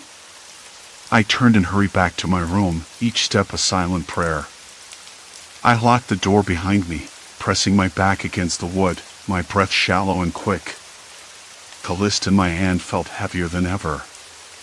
I pulled out my phone, fingers trembling as I typed a quick message to my sister. No reply yet. I wasn't sure I'd get one. The flickering light outside my window threw jagged shadows across the wall. The hospital was alive with secrets, and I was trapped inside its dark heart. Then, a soft knock. 3 light taps, deliberate and slow. I didn't move. The knocking came again, this time accompanied by a whisper so faint I almost missed it. "Come out. It's easier if you come out." My hands curled into fists. I pressed my ear to the door, the cold seeping into my skin. The voice was familiar. Calm. Controlled. "Not supposed to know," it repeated, almost soothingly. I swallowed past the lump in my throat. The walls felt like they were closing in, the sterile smell turning suffocating. I realized then that the hospital wasn't just erasing people. It was rewriting them, changing their stories until there was nothing left. And now, I was part of the story they wanted to erase. Silence. Complete silence. Then, the handle turned. The door creaked open just a crack. A shadow slipped inside, barely visible but unmistakably there. "Time to come with us," the voice said, calm and final. My heart slammed against my ribs. I wasn't ready. Not yet. But the hospital had already made its choice. And the night was far from over.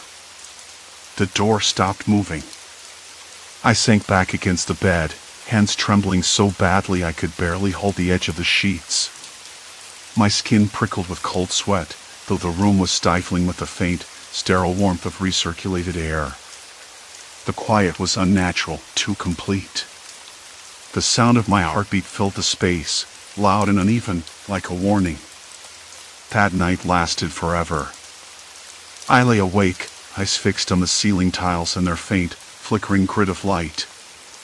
I tried to make sense of what had just happened, but the edges blurred, like a dream slipping through my fingers. The voice, so calm, so certain, had promised it was easier to come out. Easier for whom? Not me. I wasn't ready. Maybe I never would be. Morning came with a dull ache in my chest. The nurse's footsteps echoed outside the door before she knocked softly and poked her head in. "Morning. Breakfast's here." Her smile was routine, automatic, like she knew nothing of the night's terror. I nodded, trying to steady my voice. "Can I ask you something?" She paused, brow furrowed. "Sure." I swallowed. "Has anyone ever disappeared here? Without explanation?" Her eyes flicked away, a flicker of something I couldn't place. Fear? Guilt?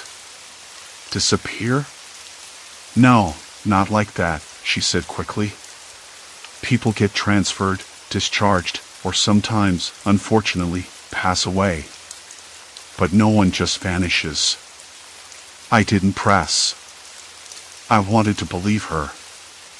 I had to. Later, when the ward grew quieter, I pulled the hospital's computer terminal toward me. The interface was clunky, but I navigated with a growing urgency. I searched my own records again.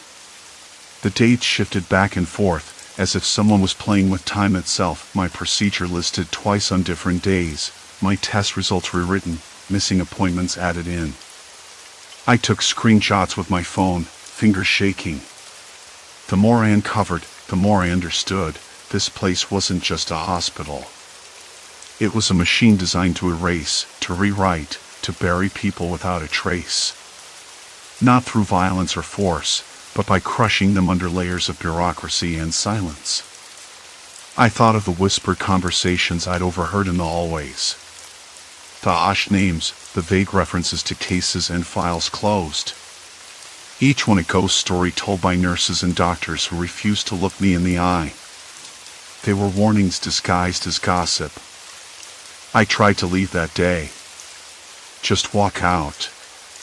But the hall seemed to stretch endlessly, corridors folding back on themselves, signs pointing nowhere. The receptionist asked for my discharge papers. I showed her the printed form from the day before. She shook her head. No record of that. Panic rose like bile in my throat. I was trapped inside a system that denied my existence. I didn't sleep again until the third night. Exhaustion lapped around me, dulling the edges of my fear. But the whispers never stopped. Voices slipped through the walls, fragments of conversation about protocol and containment. I realized then, the hospital wasn't erasing only patients.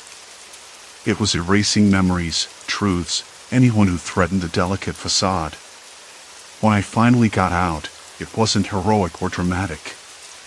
No frantic escape or desperate fight. It was a quiet, bureaucratic surrender. A late-night conversation with a doctor who, after hours of pleading, admitted the truth in a voice that cracked with fatigue and fear. "They don't want to be stopped," she said, eyes darting toward the door. "People who ask too many questions disappear from the records, from the system. It's not official, but it's real." I left with my papers finally signed, my face in their system as a discharged patient. But I knew the truth was buried beneath layers of lies, waiting for the next person to stumble upon it. Now, weeks later, I still wake up sweating, heart pounding, haunted by the sterile smell and the flicker of fluorescent lights. The hospital is out there, operating as usual.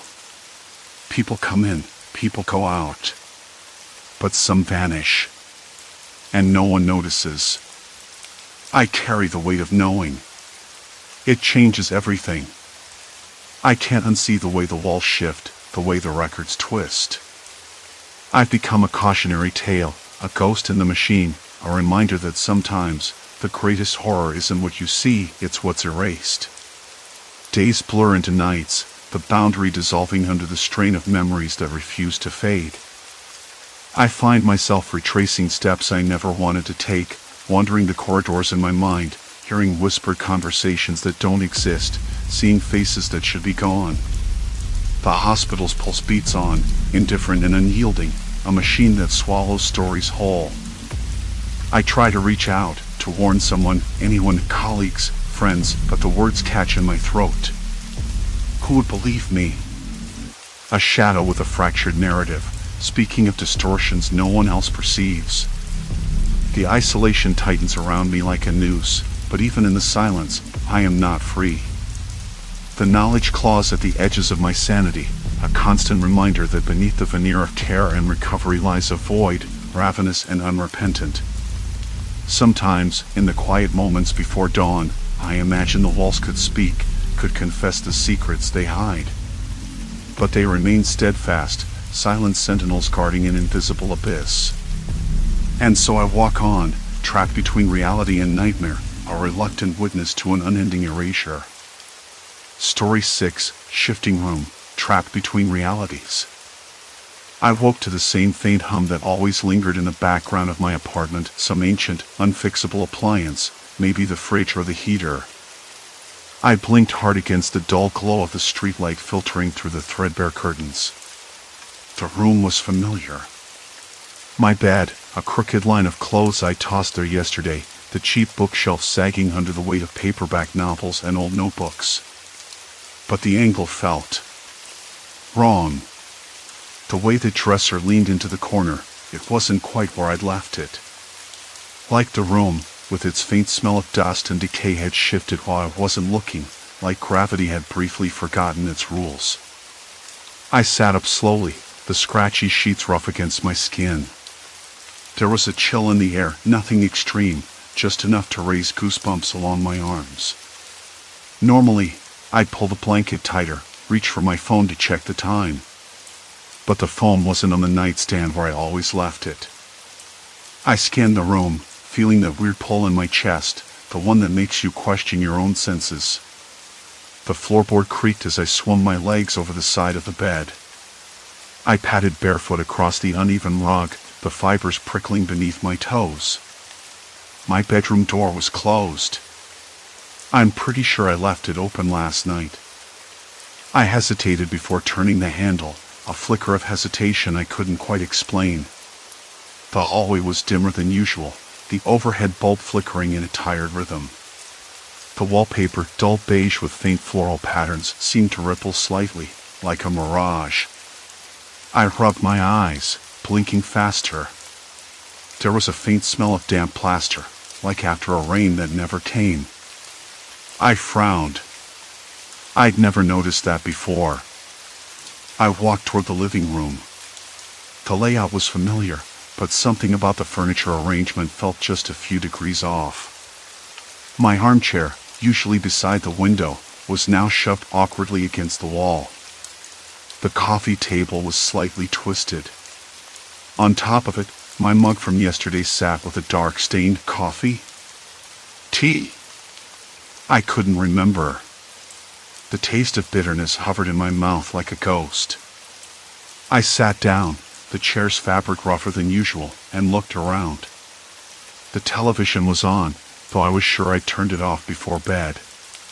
It hummed quietly, flickering images that made no sense, static interspersed with quick, unrecognizable shapes. I reached out to turn it off, but my hand trembled, unsure if I was awake or trapped in some half-remembered dream. "Hello?" I called softly, though I knew I lived alone. No response, just a faint buzz and occasional pop from the speakers.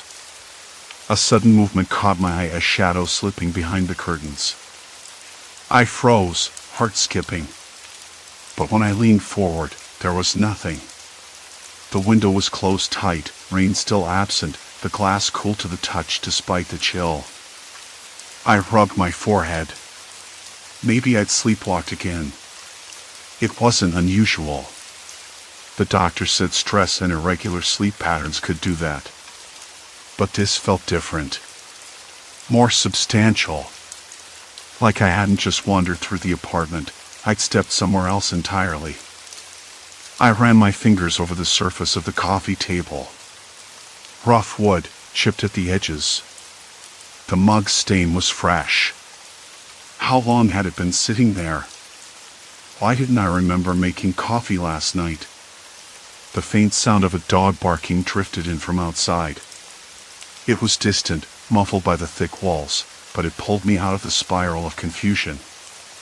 I stood and walked to the kitchen, noting the slight delay in my movements, like my body was relearning its own geography. The fridge was closed, humming steadily. I opened it.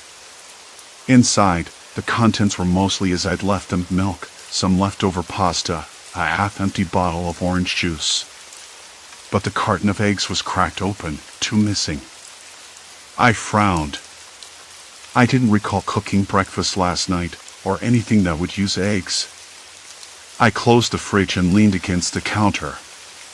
The fluorescent light overhead flickered again, casting long shadows that stretched and shrank like living things. I wanted to shake this weird feeling, the itch crawling beneath my skin, but the unease settled deeper, like an uninvited guest who refused to leave. I checked my phone. No notifications, no missed calls, no messages. Just the time, 3:14 a.m. odd, I thought. I usually woke up later on weekends. I pulled open my laptop, hoping to distract myself. The screen lit up, but the desktop was cluttered with files I didn't recognize. Folders named things like unsent, drafts, old plans. I tapped one open. Inside was a document titled simply Decisions. The first line read, "Choose wisely." I blinked, leaning back. That wasn't my handwriting, not exactly. I couldn't remember creating any of this. A sudden tightness gripped my chest, and my hands trembled as I closed the laptop. A soft creak echoed from the hallway. The door at the far end of the apartment, the one to the storage closet, was slightly ajar. It never was. I moved toward it cautiously, the floor cold beneath my bare feet. The smell of damp plaster grew stronger, mixed now with something metallic and faintly sour. I peered inside. The closet was dark, but the faint streetlight outside spilled through a crack in the curtains, casting long stripes across the cluttered shelves. Boxes, old shoes, forgotten souvenirs. Nothing unusual. Still, the door swung a little wider on its own, creaking again. I stepped back, heart pounding harder now. The apartment was mine, but it didn't feel like home. Not right now. I muttered, okay, just a dream. But my voice sounded hollow, even to my own ears. I went back to my bedroom and lay down, pulling the covers up to my chin. The hum in the background persisted, steady and unyielding. Outside, the dog barked again, a long, lonely sound that seemed to stretch across the night. Sleep came slowly, reluctantly. And when it did, I didn't wake up in my bed. The morning light was weak, spilling in through the threadbare curtains like a reluctant visitor. I glanced around the room. The lamp on the nightstand flickered, its bulb buzzing faintly, threatening to die. The clock's hands were frozen at 3:27 a.m. The same time I'd woken before, but this time it wasn't just a bad dream. Something was rotten in the way the shadows stretched unevenly across the walls. Maybe it was the angle of the dim light that cast long, dancing shadows, or maybe something in me was starting to unravel. Coffee. I needed coffee. I shuffled to the kitchen, the floorboards creaking underfoot. The bitter smell of burnt toast hummed faintly in the air, though I hadn't touched the toaster in days. My apartment, my life, felt invaded not by ghosts or monsters, but by something subtler. A crack in the foundation of reality, maybe, or just my own unraveling mind.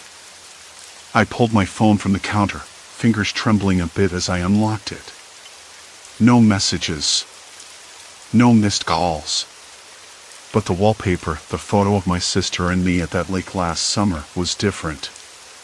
Her head was tilted slightly more than I remembered. I blinked hard. It was the same photo. I'd seen it 1,000 times. But this felt wrong. I called her. The line rang twice before she answered, her voice bright but cautious. "Hey, you okay? You sounded weird last night." I hesitated. "I don't know. I think something's wrong. Not just with me. The apartment feels different. Like it's moved while I wasn't looking." She laughed, but it was nervous.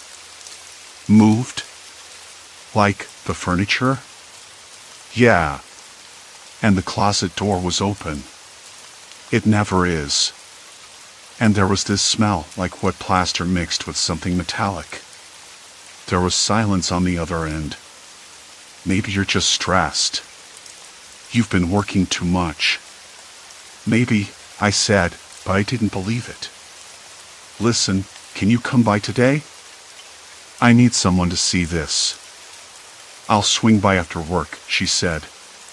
"Just try not to lose it, okay?" I hung up, the knot in my stomach tightening. She was right, I was exhausted. But exhaustion didn't explain the subtle shifts I was noticing. The way the door frame near the kitchen looked slightly crooked. The faint hum that seemed to pulse through the walls at night, like a distant machine running somewhere deep underground. I started an inventory, making notes on my phone. Furniture positions, objects on shelves, the placement of pictures, anything that didn't sit right. It was a small ritual, but it grounded me. I circled the apartment 3 times, comparing each detail, cataloging the discrepancies. The bookshelf now leaned to the left, though I was sure it had stood straight yesterday. The kitchen clock ticked backwards for a moment before correcting itself when I looked again. The smell lingered, stronger by the window where the old radiator sat, cold to the touch though the room wasn't chilly. By afternoon, my sister arrived, her eyes scanning the space like she was stepping into someone else's house. We moved through the rooms together, her presence a tether to reality. "Okay," she said, stopping in front of the closet. "Show me this door." I pushed it open. The shelves were cluttered, just as I remembered, but behind a box, a folded piece of paper caught my eye. I pulled it out, unfolding it carefully. It was a note, written in my handwriting, but the words made no sense. "Look at this," I said, voice low. "I don't remember writing it." She leaned in, reading aloud, "Don't trust the walls. They listen." Her brow furrowed. "That's unsettling. Are you sure this isn't a joke?" "No." I swear, I'd remember writing something like this. The note was damp on one edge, the ink smudged. The smell was stronger now, that sour metallic tang curling around my nostrils. I glanced toward the radiator again. Something wasn't right. Later, as dusk slipped in, we sat at the kitchen table, the apartment quiet except for the occasional creak of settling wood and the distant hum of traffic outside. The note sat between us, a silent accusation. "I don't get it," she said. "What could the walls listen even mean? Are you sure you're not just imagining things?" I shook my head. "No. Last night I woke up somewhere else. Not here, but here. Like a parallel version of this place. I know it sounds crazy, but the shifts, the smells, the note, it all points to something." She looked at me, eyes searching. "Do you want to see someone? A doctor?" "I'm fine," I said quickly, though my voice lacked conviction. "I just need to figure this out." That night, I set up my phone to record the apartment's sounds. If the hum was real, maybe I could catch it. Maybe I could understand it. I placed the device near the radiator, where the smell was strongest, and left it running. Sleep came again, hesitant and shallow. When I woke, the apartment was colder. The floor felt rougher beneath my feet, the air drier. The closet door was wide open. The note was gone. I checked the recording. Static. Moments of silence. Then a faint whisper, almost too soft to catch. I played it over, slowing the playback. The whisper wasn't a voice. It was words. Names. Mine. My sister's. Words I didn't understand. A knock at the door startled me. My sister's voice, faint and urgent. "We need to talk. Now." I opened it to find her pale, eyes wide. "I found something. In your mail. It's weird." She handed me an envelope, no return address. Inside, a folded newspaper clipping, yellowed at the edges. The headline caught my eye, "Unexplained Disappearances Near Old Mill District." The article detailed people vanishing without trace, their last sightings near the abandoned industrial area not far from my building. "They say the buildings shift," she said, voice trembling. "Like the area rearranges itself." I looked up, the room suddenly feeling far too small. The radiator hissed softly, a breath against the silence. The walls were listening. I could almost believe it. We need to go there, I said. I need to see it for myself. She nodded, though fear flickered behind her resolve. As we prepared to leave, the apartment seemed to hold its breath. The shadows stretched longer, the hum deepened into a low thrum. The note's warning echoed in my mind, louder than before. The walls were listening. And now, so was I. The streetlights outside flickered like faulty nerves, their uneven glow casting fractured shadows through the blinds. I looked over at her, May, pale and wide-eyed, the kind of look that makes you want to offer comfort even when you're running on empty yourself. I don't like this, she whispered. Not one bit. Her voice trembled, but I couldn't tell if it was from fear or something else, exhaustion, maybe. I rubbed the back of my neck, the fine hairs prickling under my fingertips. Neither do I said. But ignoring it won't make it go away. Her gaze flicked to the window, to the creeping shadows clawing at the edges of the street.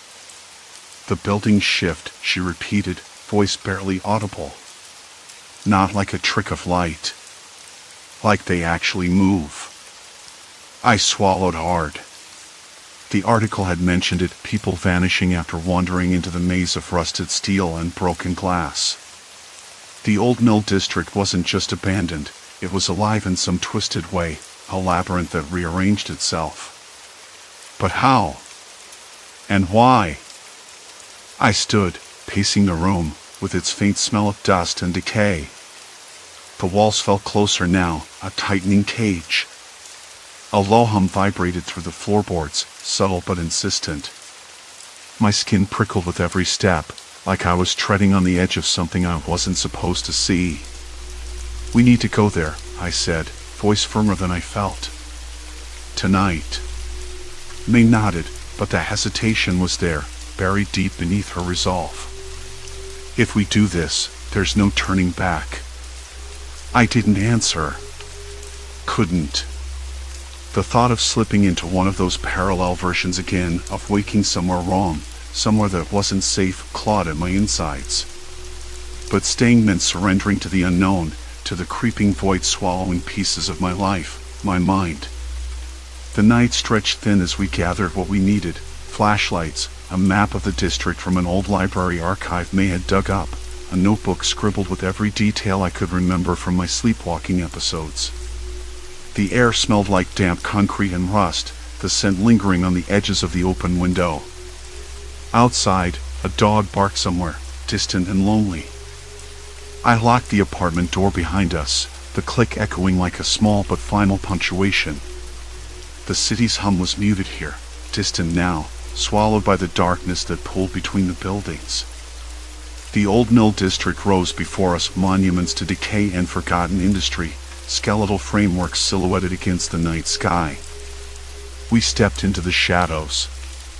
The ground beneath was uneven, littered with broken bricks and shards of glass that glittered under our flashlights. The air was thick with something metallic, a faint tang of iron that made my nostrils flare. Every step crunched sharply, the sound swallowed by an oppressive silence that pressed in from all sides. Look, May whispered, pointing toward a narrow alleyway framed by rusted girders. The map says there should be an entrance here. I nodded, stepping forward. The beam of my flashlight sliced through the darkness, landing on graffiti scrawled in hurried, looping letters, "Don't trust the shadows." My throat tightened. We moved deeper, the maze folding around us like a living thing. The walls seemed closer now, the angles too sharp, the corridors too long and narrow for any normal building. It was as if the district grew and shrank with every heartbeat, one moment a straight path, the next a confusing twist that led us back where we started. That's impossible, I muttered. We just came from there. May's breath was shallow. It's the buildings. There. Changing. A faint sound caught my attention, a shuffling, like footsteps just beyond the edge of the light. I froze, heart hammering so loud I was sure whoever or whatever was out there could hear it. Did you hear that? I whispered. She nodded, eyes wide. Yeah, someone's here. We pressed forward, the beam of our flashlights bouncing off cracked walls and puddles of stagnant water. The smell shifted, a sour mix of rot and something else, sweat, fear. I could taste the metallic tang on my tongue, sharp and bitter. Suddenly, the path opened into a courtyard, rusted machinery looming like dead giants against the night sky. But something was wrong. A door I was certain hadn't been there before stood ajar, darkness spilling from its frame like ink.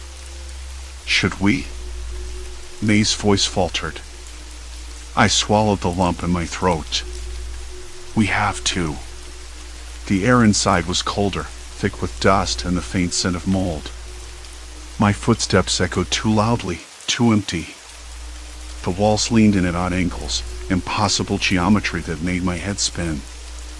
I caught my breath, blinking hard, trying to steady the room. A figure stood at the far end, a man, his face obscured by shadow. I could feel his gaze even before I saw his eyes, sharp and cold. Why are you here?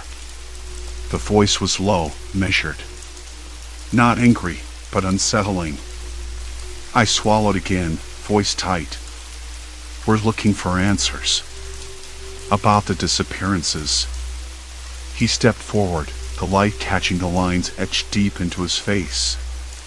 Answers come with a price. What price? May asked, voice barely above a whisper. He smiled, slow and cruel. You've already paid it. By coming here, by choosing to see. There's no going back.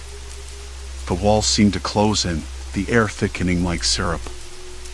I realized then the sleepwalking, the shifts in reality, the creeping distortions, they weren't random.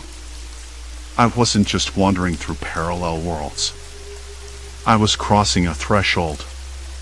Once you step beyond, the line between what's real and what's not blurs until you're trapped in the in-between. Listen, I said, voice shaking but urgent. If you know something, tell us. People are disappearing. We need to stop it. He laughed, a sound without humor. Stop it? You can't stop what's already begun. This place. It's a trap, a snare set long ago. And you, he pointed a finger at me, you triggered it.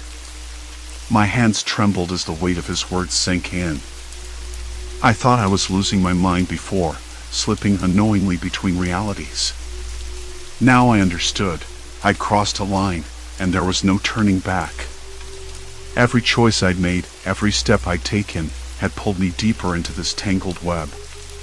May reached for my arm, her grip a lifeline. What do we do now? I looked back at the man, then at the twisting corridors behind us. The exit wasn't just a door.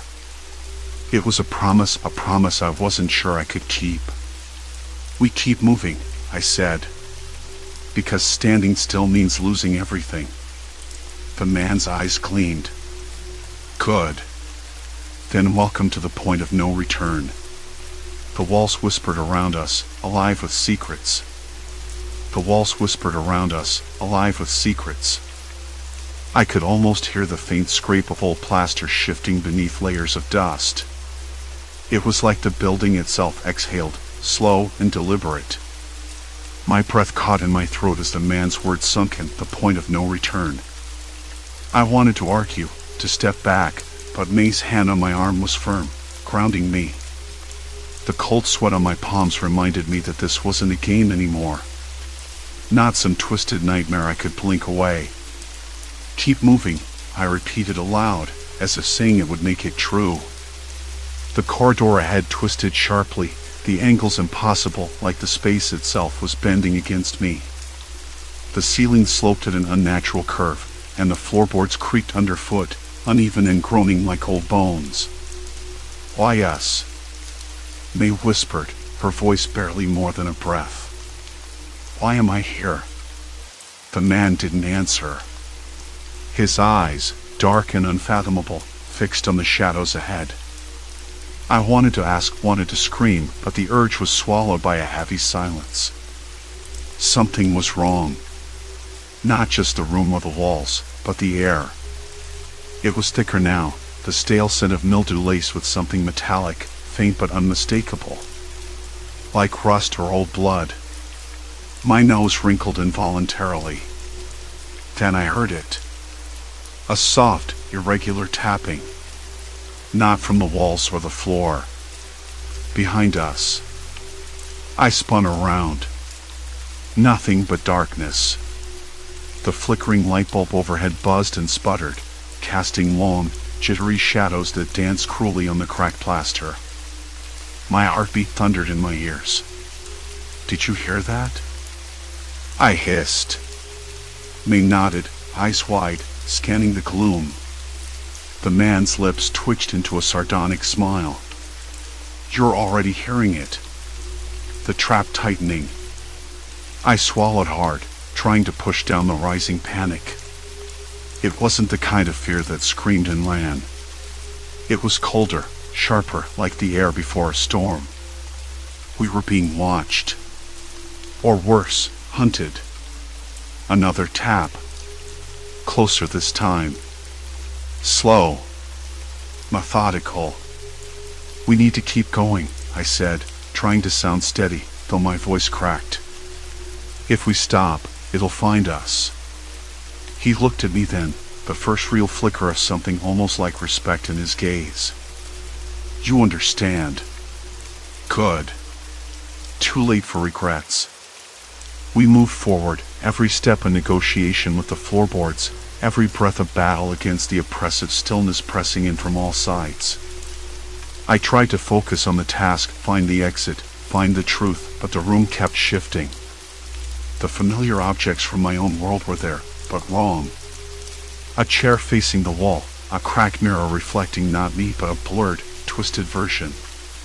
The edges of the room stretched and contracted, like the space was breathing just like I was.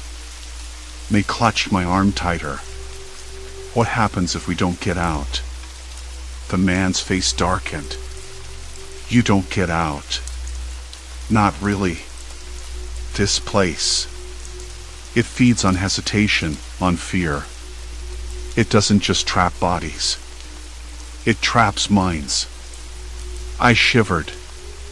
Not from cold. The temperature had dropped noticeably, the damp air nipping at my skin like tiny pins. Up ahead, the corridor forked. Left led to a narrow stairwell that disappeared into shadow. Right opened into a room cluttered with overturned furniture and faded photographs pinned crookedly to the walls. I stopped. "Which way?" The man hesitated, then nodded toward the right. "Memories. They'll show you what you need to see. Or what you most fear."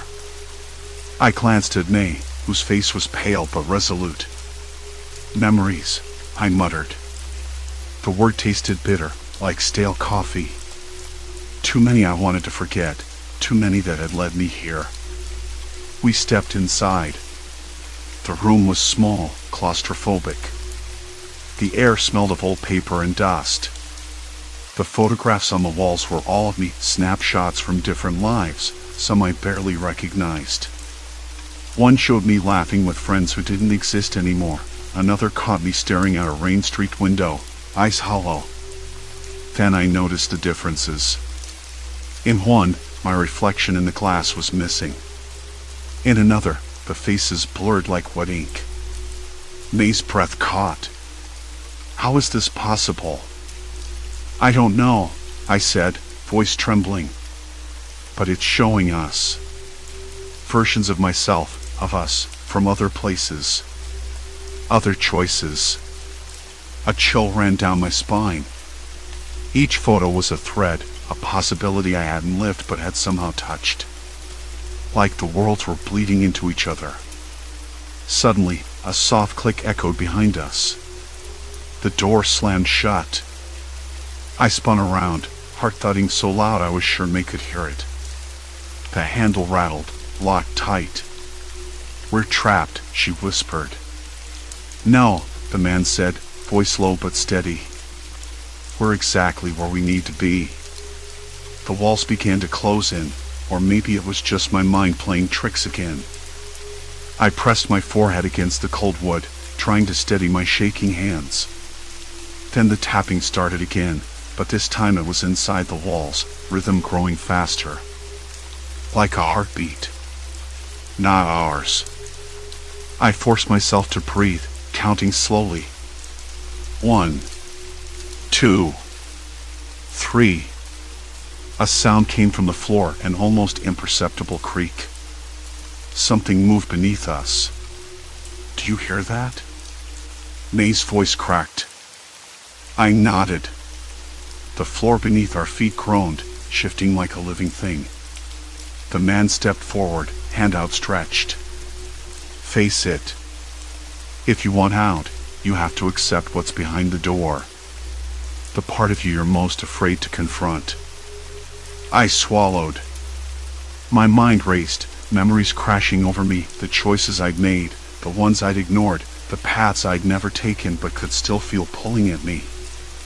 A cold sweat slicked my back. I wanted to run, to scream, but the room held me prisoner. I glanced at May. She was trembling, but her grip on my arm was fierce. We were in this together. Okay, I said, voice barely a whisper. Let's see what's behind the door. The man nodded and touched a panel on the wall. The door slid open silently, revealing a narrow staircase spiraling downward into darkness so thick it swallowed the weak light.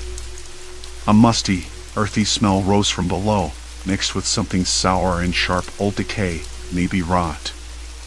I hesitated at the threshold, the weight of the moment pressing down like a physical force. After you, the man said, stepping aside. I looked at May, saw the flicker of fear and resolve in her eyes. We began to descend. The stairs creaked and shifted underfoot, the air growing colder and tighter with every step. My fingers brushed the rough stone wall, damp and slick. The smell grew stronger, something ancient and stale. Halfway down, a sudden noise froze me in place. A scraping, like fingernails on concrete. May gasped, clutching my arm. Did you hear that? She whispered. I nodded, heart hammering. We weren't alone. The man stopped, turning slowly. The first thing I noticed was the air. Not the cold or warmth, but the weight of it thick, like the room was holding its breath. It pressed against my skin the instant I woke, and for a moment, I couldn't tell if I was still dreaming or not.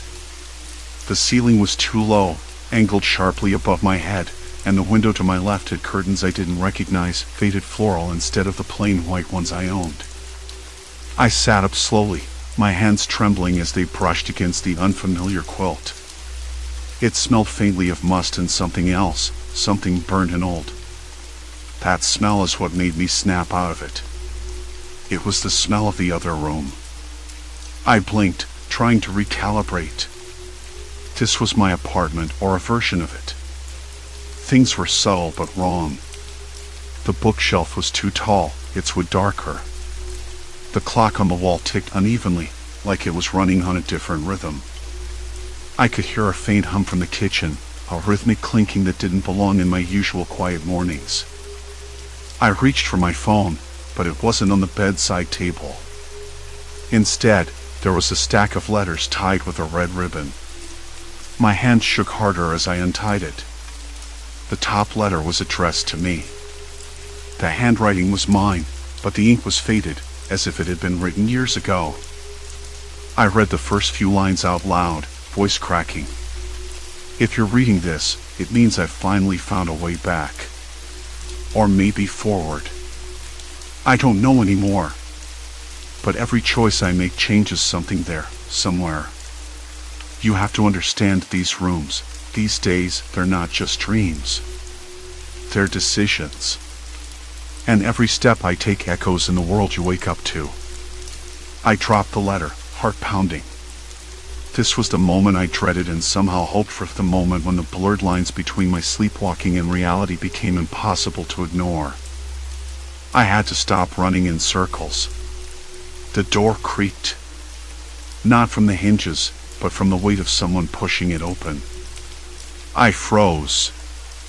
My breath caught in my throat. The room smelled sharper now, like ozone after a storm, but the sky was clear through the crooked window. "Hey," a voice said. It was soft, hesitant, familiar, yet somehow distant. "You don't have to do this alone." I turned slowly. Standing in the doorway was a woman, her face half in shadow. She looked like me, but not me. Younger, maybe, or older. Hard to tell. Her eyes were steady, not accusing, just watching. "Who are you?" I whispered. She smiled, a small, sad curl of her lips. "I'm the version of you who stayed. The one who didn't slip through the cracks. I've been waiting for you." Waiting. That word floated in the thick air, heavy and impossible to shake off. "I don't understand," I admitted. "Why are you here now?" She stepped forward, the floor creaking beneath her feet. "Because it's time. Time to choose which version of you belongs in this world. Not by accident, but by will." I swallowed, feeling the weight of her gaze as if it could peel back my skin. But what if I don't want to choose? What if I just want to wake up and forget all of this? Her eyes softened. "You can't forget. Not anymore. Every night you slip away, the lines blur, and the damage spreads. You've seen it, the way people change, the way small things unravel. It's because you're not just wandering. You're rewriting." I shivered, pulling the blanket tighter around me. I thought it was just sleepwalking. A trick of the brain. She shook her head. "No trick. It's a fracture. Two realities bleeding into one. And it's up to you to seal it." There was silence then. Complete silence. I could hear the distant barking of a dog, the faint clatter from the apartment above, the hum of a refrigerator.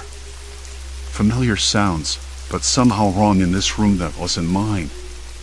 "Tell me what to do," I said finally, voice low and steady despite the storm inside. She reached out, touching my hand lightly. Her skin was cool, almost unreal. "First, you have to stop running from the choices ahead. You've been trying to undo things that can't be undone, but the path forward isn't erasing. It's accepting." I closed my eyes and let the warmth of her hand ground me. Accept what? That there isn't one perfect reality. Just different versions of us, each carrying a piece of the truth. You can't control every ripple, but you can decide which ones to ride. A slow realization settled in. I had been so desperate to fix everything, to pin down the right path, that I'd lost sight of the fact that some things were out of my hands.